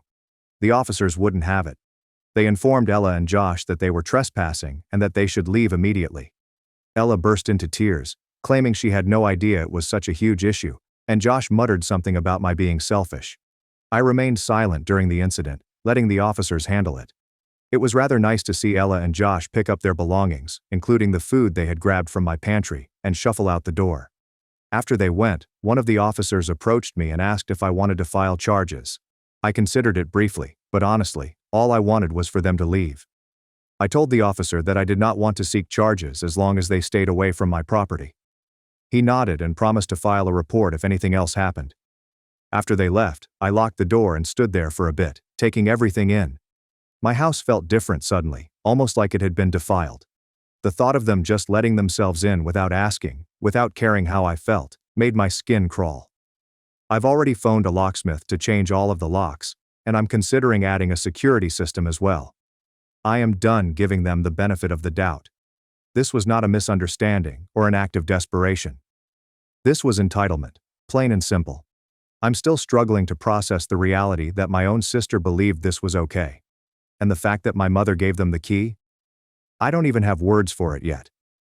I called my lawyer this morning, explained the scenario, and he drafted and sent a formal cease and desist letter to my mother, Ella, and Josh. The letter explained what they had done and stated unequivocally that if they continued to harass me, I would not hesitate to seek legal action. Anyway, that's where things stand right now. I'm still outraged, but I'm also feeling numb. Part of me wonders if this is truly over, or if they'll attempt anything again. Thank you again to everyone who has followed and supported me during this wild adventure. Your wisdom, validation, and sometimes tough love have meant more to me than I can express. Take care, Reddit. After 8 years of being excluded, I bought a beachfront resort, then booked it full, told my mom, "Just like your house, mine's out of room." My name is Amelia, and I'm a freelance graphic designer. Olivia, my sister, is 35 and married to Mike. They have 4 children, Jack, 12, Ava, 10, James, 8, and Aria, 6. Evelyn, our 62-year-old mother, has always played favorites. Guess who was not a favorite? For the past 8 years, our family has had the custom of spending 2 weeks each summer at Mom's beach cottage in North Carolina. It's a nice-sized home with 4 bedrooms, 3 bathrooms, and a lovely view of the beach. There's plenty of space for a typical family gathering, right? Wrong. Every year, without fail, Mom would call me in March with the following speech. Amelia, honey, I'm so sorry, but there's just not enough room at the beach house this year. Olivia's family is so big now, and you know how the kids need their space. Maybe next year we can work something out. Meanwhile, Olivia would receive royal treatment. Mom would spend weeks preparing for their arrival, equipping the house with all of their favorite delicacies, purchasing new beach toys for the kids, and essentially spreading out the red carpet. Olivia's family would pack into that house like they owned it, scattering their belongings over and acting as if they were the only ones who mattered. What is the worst part? Every summer, my 2 children, Alex, 9, and Mia, 7, would ask me why they couldn't go to Grandma's beach cottage like their cousins. What was I supposed to tell them? That Grandma didn't consider us important enough? It wasn't just about vacation space. This was about 8 years of witnessing Mom go above and beyond for Olivia while treating me as an afterthought. Olivia married her college lover, Mike, shortly after graduation, gave birth to 4 children in 6 years, and somehow became Mom's golden child. Mike worked in sales and earned a good living, but nothing exceptional. Nonetheless, they were consistently portrayed as the successful ones. Me? I started my graphic design firm from scratch 4 years ago, following my divorce. I worked my buttocks off, often working 12-hour days to increase my customer base and keep food on the table for my children. But because I work from home and don't have a regular 9-to-5 job, Mom always assumed I was unemployed. Amelia's still figuring things out, she'd tell relatives during family gatherings. Olivia enjoyed her stable life with Mike and the children. She would make tiny remarks anytime we were together. Must be nice to have such a flexible schedule, she'd say, flashing a phony, charming smile. I couldn't handle not knowing where my next paycheck was coming from. The beach house incident was just the most evident evidence of partiality. Every year, I'd see Olivia post dozens of Instagram photographs from their fantastic family vacation at my mother's beach house, the kids making sand castles, Mike grilling on the deck, Olivia relaxing in the hammock with a drink. Meanwhile, my children and I would spend the 2 weeks at home, sometimes going to the neighborhood pool or watching movies. Last summer was the breaking point. I had just secured my largest client yet, a software business that asked me to overhaul their whole brand identity. It was a 6-figure contract that would set us up well for the year. I was eager to announce the news during Mom's birthday party in June. "That's wonderful, dear," Mom exclaimed when I told her about the deal. "Maybe now you can think about getting a more stable job." Olivia laughed. "Come on, Mom. Amelia likes playing around on her computer. It's not like she's ready for a real career." I kept my mouth shut, like I always do. However, later that evening, while Mom was giving her yearly, "sorry, not enough room" speech about the beach house, Olivia decided to twist the knife. "You know, Amelia," she remarked in a voice that everyone heard, "maybe if you had a real job, you could afford your own vacation. The rest of us shouldn't have to sacrifice our family time because you can't get your life together." Mom gave a nod. "Olivia has a point. Honey, Mike works so hard and those kids deserve their vacation. Maybe when you're more established." I smiled and nodded, like I did for the previous 7 years. "Of course, I understand. I hope you all have a good time." But within, I was done. Absolutely finished. That tech startup deal was only the beginning. Word spread about my work, and I soon had more clients than I could handle. I boosted my fees, became more choosy about clients, and began to establish something larger than a freelance firm. By October, I had a stable enough income to recruit 2 people. By December, I'd secured 3 additional significant corporate clients. By February, I was looking for office space and thinking about expanding into digital marketing services. The money was coming in, but I hadn't told anyone in my family. I continued to drive my old Honda, live in the same modest house, and dress the same way I always did. As far as they knew, I was still fooling around with my computer. In March, right around the time Mom would call with her "not enough room" lecture, I made an offer on a tiny resort property approximately 2 hours from the beach house. It wasn't huge, only 12 rooms, a restaurant, and a magnificent stretch of private beach, but it was ideal for my needs. The previous owners had driven it to the ground and were desperate to sell. I purchased it for a fraction of its value and immediately engaged a management business to handle day-to-day operations while I worked on renovations. By May, the resort had been transformed. I had spent about $200,000 on enhancements, including new furnishings, entirely refurbished rooms, a stunning infinity pool overlooking the beach, and a children's play area that would make Disney jealous. The restaurant served five-star cuisine, and the entire setting looked like something out of a luxury travel magazine. I named it Seaside Haven Resort, and it was simply stunning. Most importantly, it was mine. All mine. It soft opened in June with a few paying customers to iron out any issues. Everything went smoothly. The reviews were fantastic, and bookings for the summer were already coming in fast. Meanwhile, Olivia was sharing her typical pre-vacation stuff on social media. Photographs of the kids shopping for beach attire, Mike loading the car, and eager notes about their annual family tradition at Grandma's place. Mom called me in late June, delivering her anticipated spiel. "Amelia, honey, I'm so sorry, but I know, Mom, not enough room. No worries at all. Alex and Mia and I have other plans this year anyway." "Oh, that's wonderful, dear. Where are you going?" "Just a little place I found. Nothing fancy." In the first week of July, I drove to Seaside Haven with my children. I had reserved us the greatest suite in the hotel, a two-bedroom beachfront room with a private balcony and direct beach access. Alex and Mia could not believe it. "Mom, this place is incredible," Mia exclaimed as she ran around the suite. "Are we really staying here for 2 whole weeks?" "We sure are, baby girl." We spent our days on the private beach, eating delicious food at the restaurant, swimming in the infinity pool, and participating in all of the activities I had planned, including horseback riding, deep sea fishing, and kayaking. We'd never been able to afford this vacation before, and having my children enjoy it was well worth the money I invested. But the best was yet to come. In August, I began making telephone calls. First, I contacted my Uncle Benjamin and Aunt Carol, Mom's brother and sister-in-law. They'd always been kind to me and my kids, and they had 3 children about Alex and Mia's age. "Hey, Uncle Benjamin, I wanted to invite you guys to spend Labor Day weekend at this resort. I know. All expenses paid, food, activities, everything. I just want to treat the family to something special." "Amelia, that's incredibly generous, but we couldn't possibly." "I insist. I've had a really good year business-wise, and I want to share it with the people who matter to me." I then contacted my cousin David, Mom's nephew, and his wife Jennifer.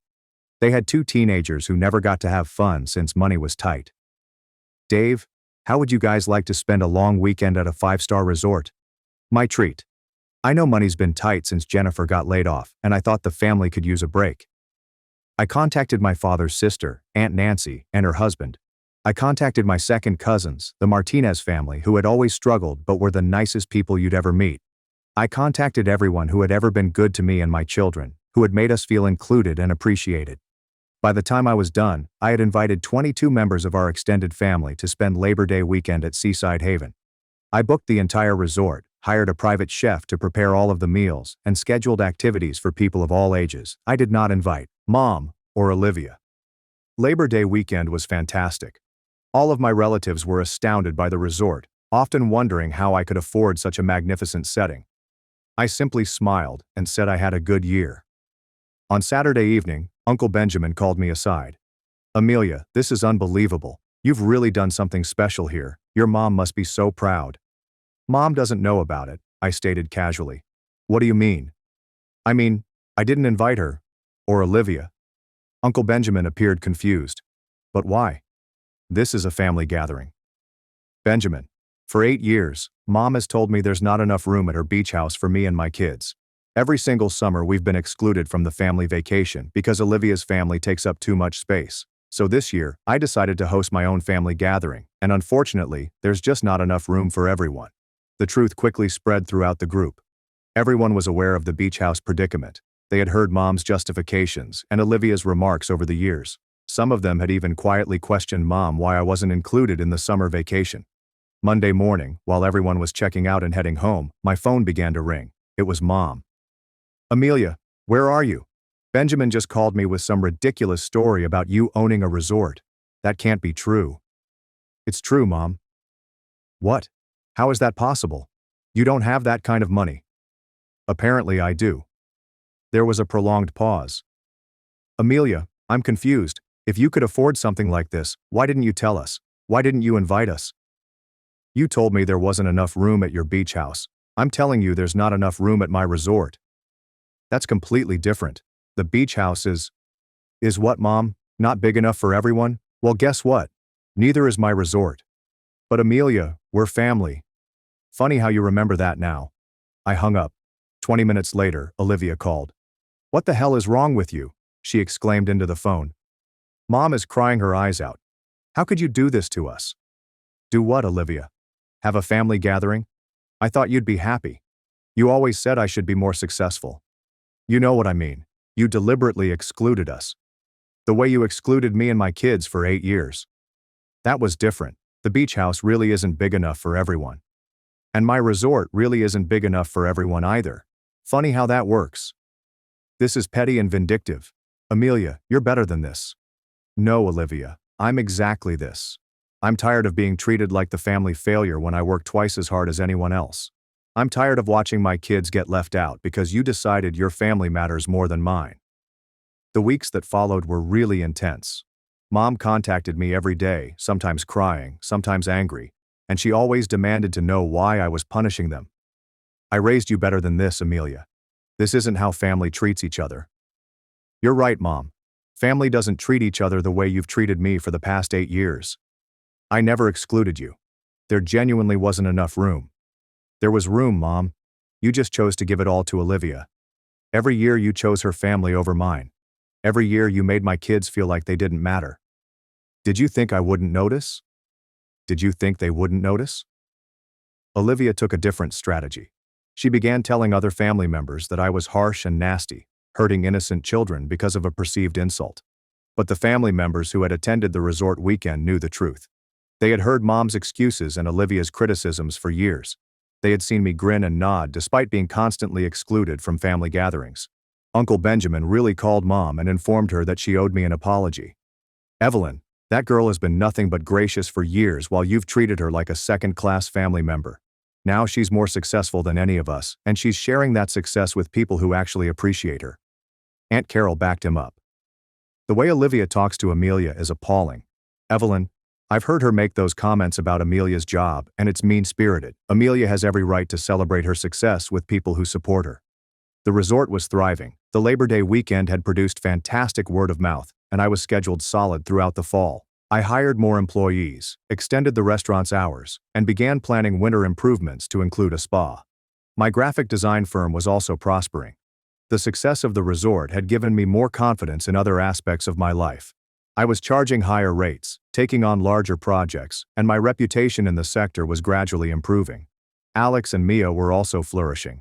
They were happy of what I had accomplished, glad that we could now afford the wonderful things their cousins took for granted. More significantly, they were learning that hard effort pays off and that you don't have to put up with horrible treatment simply because someone is family. Thanksgiving was approaching, and it was traditionally celebrated at Mom's house. She called me in early November. Amelia, I hope you'll come to Thanksgiving dinner. I know we've had our differences, but it's important for the family to be together. Will there be enough room for everyone, Mom? Of course there will, don't be ridiculous. Interesting, your dining room table seats 8. Olivia's family is 6 people. You and Dad make 8. Where exactly are Alex, Mia, and I supposed to sit? We'll figure something out. We always do, right? Olivia's family gets the main table, and my kids and I get folding chairs in the kitchen. Thanks, but we'll pass. Amelia, you're being unreasonable. I'm being realistic. For the first time in my life, I'm being realistic about how this family works. Instead, I invited Uncle Benjamin and Aunt Nancy's families, as well as the Martinez family, to Thanksgiving dinner at the resort. We enjoyed a wonderful supper cooked by the chef. There was plenty of room for everyone, and the kids had fun on the beach after dinner. In December, Mom made another round of calls. Amelia, I've been thinking, maybe we should have Christmas at your resort this year. It would be nice for everyone to see what you've built. That's a generous offer, Mom, but the resort is booked solid through New Year's. I don't have any availability. But surely you could make an exception for family. I could make an exception for family that treats me like family. What do you want from me, Amelia? Do you want me to apologize? Fine, I'm sorry. I'm sorry if you felt excluded from the beach house. I was just trying to accommodate everyone. No, Mom, you were accommodating Olivia. There's a difference. Olivia has 4 children, and I have 2. Apparently your math says 4 is more important than 2. Mom finished our chat by hanging up on me. I spent Christmas morning with Alex and Mia at home before driving to the resort for Christmas dinner with the family members who had become my true support system. We had 25 people there, with the exception of Mom, Dad, Olivia, and her family. It was the finest Christmas I had in years. There have been no passive-aggressive comments concerning my career. No more witnessing my children receive lesser, cheaper gifts than their cousins. I didn't feel like I needed to be grateful for scraps of attention. Simply delicious food, genuine laughter, and people who valued what I had worked so hard to create. I made a resolution while standing on the resort's deck on New Year's Eve, watching fireworks over the water with my children by my side. I was finished apologizing for my accomplishment. I'd had enough of shrinking myself to make others feel comfortable.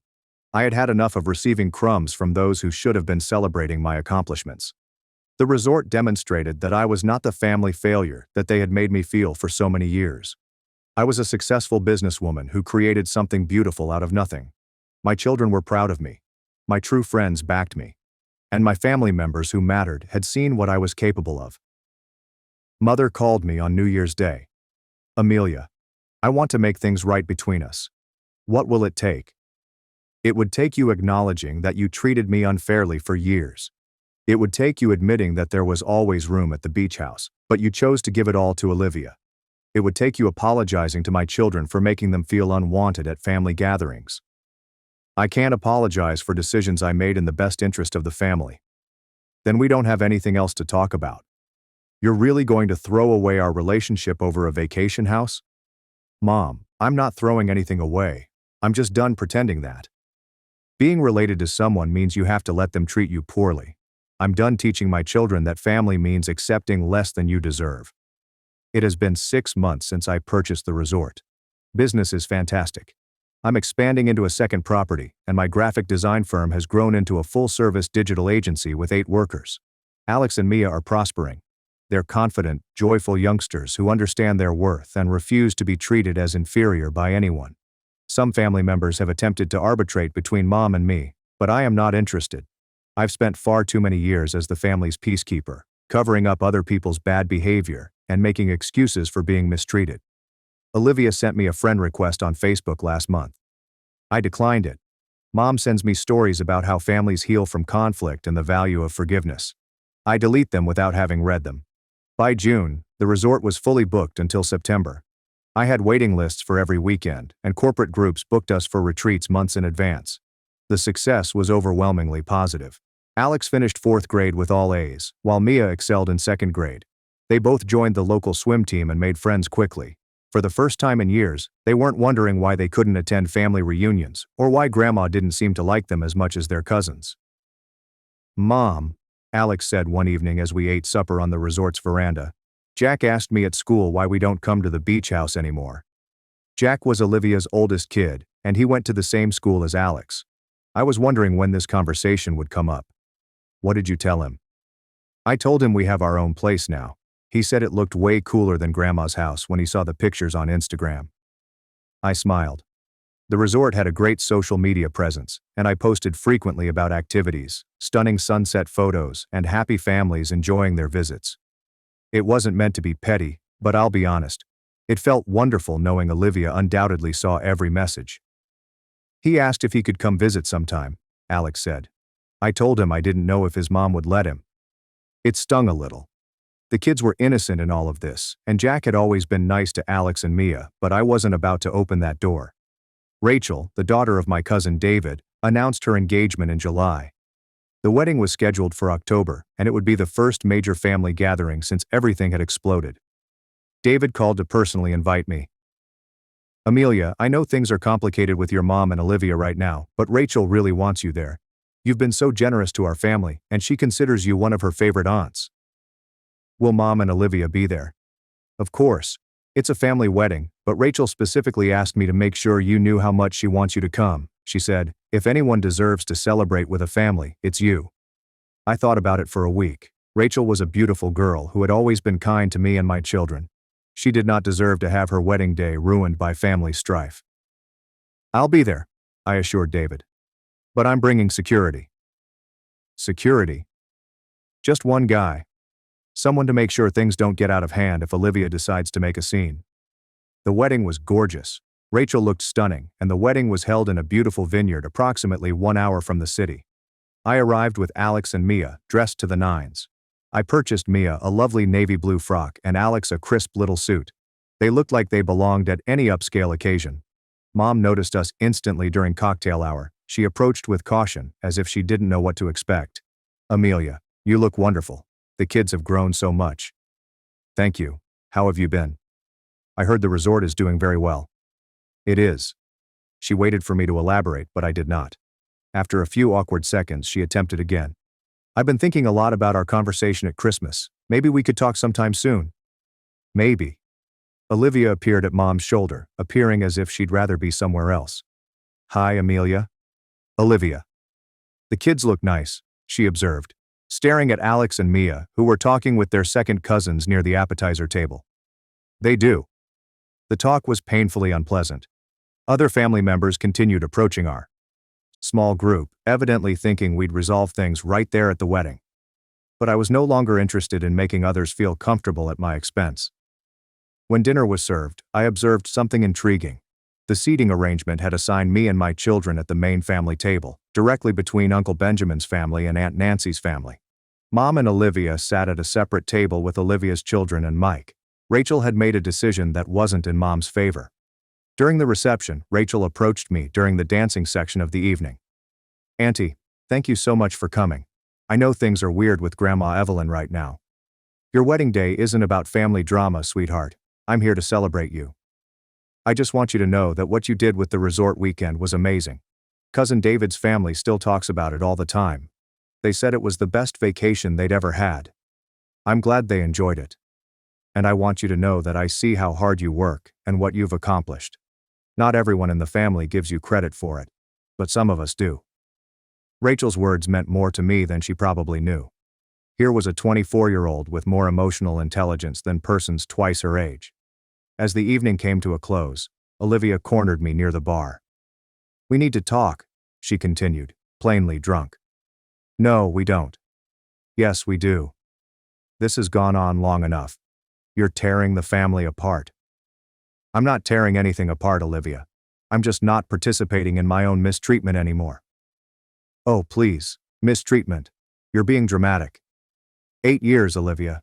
8 years of being told there wasn't room for my kids at family vacations.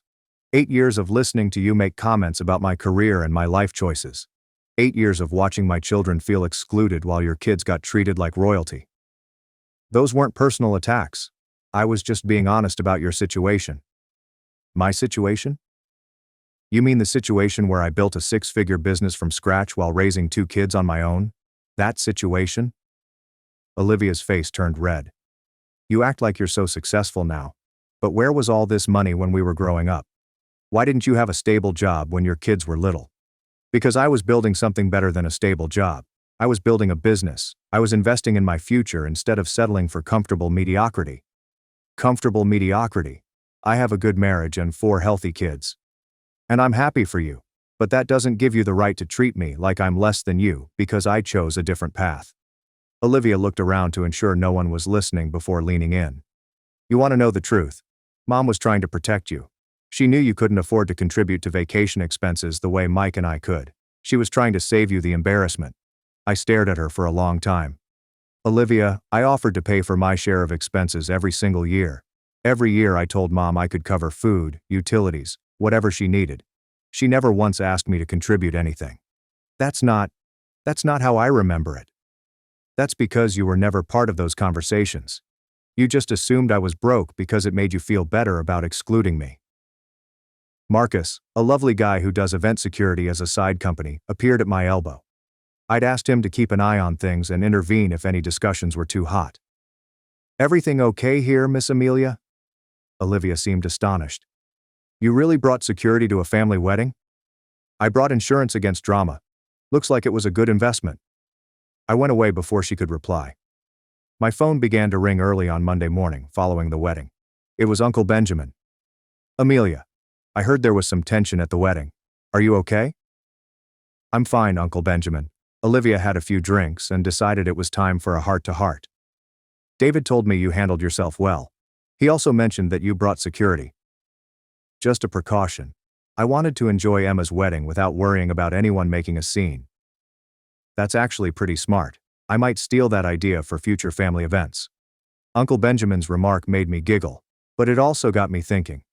Perhaps I wasn't the only one who became tired of walking on eggshells around certain family members. By October, I was actively hunting for a second property. My business partner, Robert Chen, a hotel management specialist who approached me after learning about Seaside Haven's success, had discovered a mountain retreat property in North Carolina that was ideal for development. The Mountain View Lodge was a 20-room hotel featuring a spa, meeting facilities, and breathtaking hiking paths. It was in foreclosure and required extensive renovations, but it had tremendous promise. Amelia, this could be the flagship property for a whole chain, Robert said to me as we toured the grounds. Seaside Haven proves you understand the luxury family market. This place could capture the corporate retreat and spa weekend market. I made an offer that week. While the lawyers finalized the acquisition deal, I concentrated on the holiday season at Seaside Haven. We were booked solid from Thanksgiving to New Year's, and I'd established a waiting list for Christmas 2026. Mom called in early November, as she had the year before. Amelia, I want to try something different this year. What if we had Thanksgiving at Seaside Haven? I could pay for everyone's accommodation, and we could have the whole family together. The resort is fully booked, Mom. But surely you could make some adjustments. Cancel a few reservations. I'm not going to disappoint paying customers to accommodate people who spent years making it clear I wasn't a priority. Amelia, I'm trying to make things right. No, you're trying to make things convenient. There's a difference. What do you want from me? I want you to admit that you were wrong. I want you to acknowledge that you played favorites for years and that it hurt me and my children. I want you to apologize for making my kids feel unwanted at family gatherings. I never intended for the kids to feel unwanted. But they did feel unwanted, Mom. Intent doesn't erase impact. There was a prolonged pause. I don't know how to fix this, Amelia. Maybe you can't fix it. Maybe some things are broken beyond repair. I don't accept that. Then you're going to be disappointed. Mountain View Lodge debuted in March with a soft opening for friends and family. I invited the same group that had attended the Labor Day weekend the previous year, as well as a few additional relatives who had been supportive. The property looked lovely following the modifications. We transformed it into a luxury wellness retreat complete with a world-class spa, gourmet restaurant, and a variety of activities such as guided hikes, yoga classes, and wine tastings. Uncle Benjamin and Aunt Carol were among the first attendees. Amelia, this is incredible, Carol exclaimed as we sat in the spa's relaxation area. 2 years ago, you were worried about making ends meet, and now you own 2 resorts. Hard work pays off, I explained plainly. It's more than that. You have vision. You saw opportunities where other people saw problems. That evening, as we gathered for supper at the Mountain View restaurant, Uncle Benjamin stood up to toast. I want to say something about Amelia, he told me. 2 years ago, some people in this family thought she was struggling to find her way. They were wrong. She wasn't struggling. She was building. She was creating something amazing while the rest of us were comfortable with the status quo. He raised his glass. To Amelia, who proves that success isn't about following someone else's path. It's about having the courage to build your own. Everyone raised their glasses, and I felt a warmth that wasn't related to the wine. Olivia called me a week after Mountain View opened. She sounded different, less defensive and more exhausted. Amelia, can we talk? Really talk. Not like at the wedding. What do you want to talk about? I want to apologize. It astonished me. Okay. I've been thinking a lot about what you said at Emma's wedding, about the vacation expenses, and Mom never asking you to contribute. I called Mom to ask her about it, and she admitted that you offered to pay every year. She said she thought it would be easier to just have one family there instead of trying to coordinate with everyone. Easier for who? That's what I asked her, and she couldn't really answer. Olivia was silent for a moment.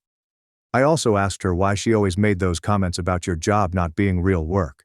She said she was worried about your financial stability and thought she was encouraging you to find something more secure by insulting what I was building. I know it doesn't make sense, but I think she genuinely thought she was helping. What do you think, Olivia? Another pause. I think I was jealous. Jealous of what? Of your freedom? Of your creativity? Of the fact that you were building something that was entirely yours? Mike and I have a good life, but it's predictable. We do the same things every year, go to the same places, have the same conversations. You are creating something new. So, you decided to tear me down instead of supporting me. I decided to make myself feel better by convincing myself that what you were doing wasn't real success. It was easier than admitting that maybe I was playing it too safe. It was the most candid chat Olivia and I had ever had. I'm sorry, Amelia. I'm sorry for the comments about your job. I'm sorry for supporting Mom's decision to exclude you from vacations. And I'm sorry for making you feel like you weren't successful enough to deserve respect. Thank you for saying that. Is there any chance we could start over? Not go back to how things were, but maybe build something new? I thought about it. Maybe. But it would have to be different. I'm not going back to being the family member who accepts less just to keep the peace. I understand. And I respect what you've built. Both businesses are incredible. Thank you. Would it be okay if I brought the kids to visit Seaside Haven sometime, not as a family obligation, just as customers, paying for a vacation? I'd be happy to have you as guests. But Olivia, things are different now. I'm different now. I know, and maybe that's a good thing.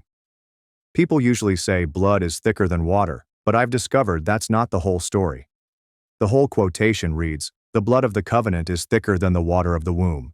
The relationships you choose and cultivate are stronger than those you are born into.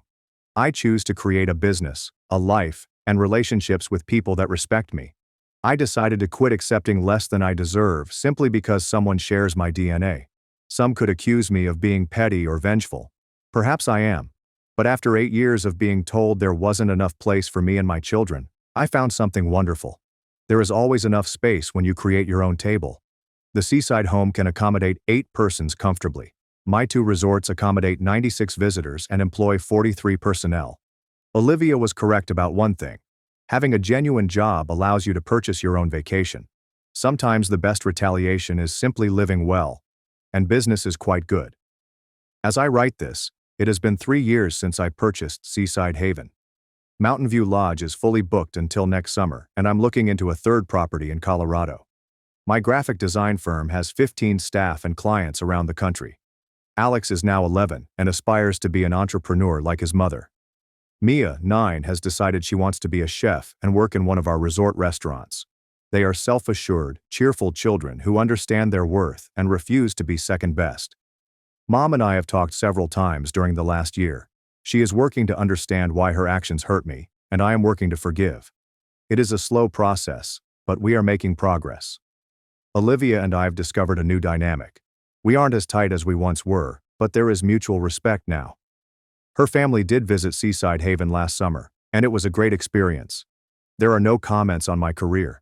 There are no passive-aggressive statements regarding money, just 2 families having a holiday together. The family dynamics have transformed irrevocably. I'm no longer the family member who requires charity or sympathy. I am a family member who employs 43 people and gives back to the community through local employment and charitable activities. Most importantly, I'm no longer the family member who settles for less than she deserves just to keep the peace. I created my own peace. And it is beautiful. Sometimes the finest revenge isn't really revenge. Sometimes it is simply refusing to shrink in order to make others comfortable. Sometimes it's creating something so lovely that people can't help but admire what you've produced. And occasionally, when someone tells you there isn't enough room, the best response is to go build your own room. Then make another one. Then construct an empire. When you have the blueprints, there is always enough room.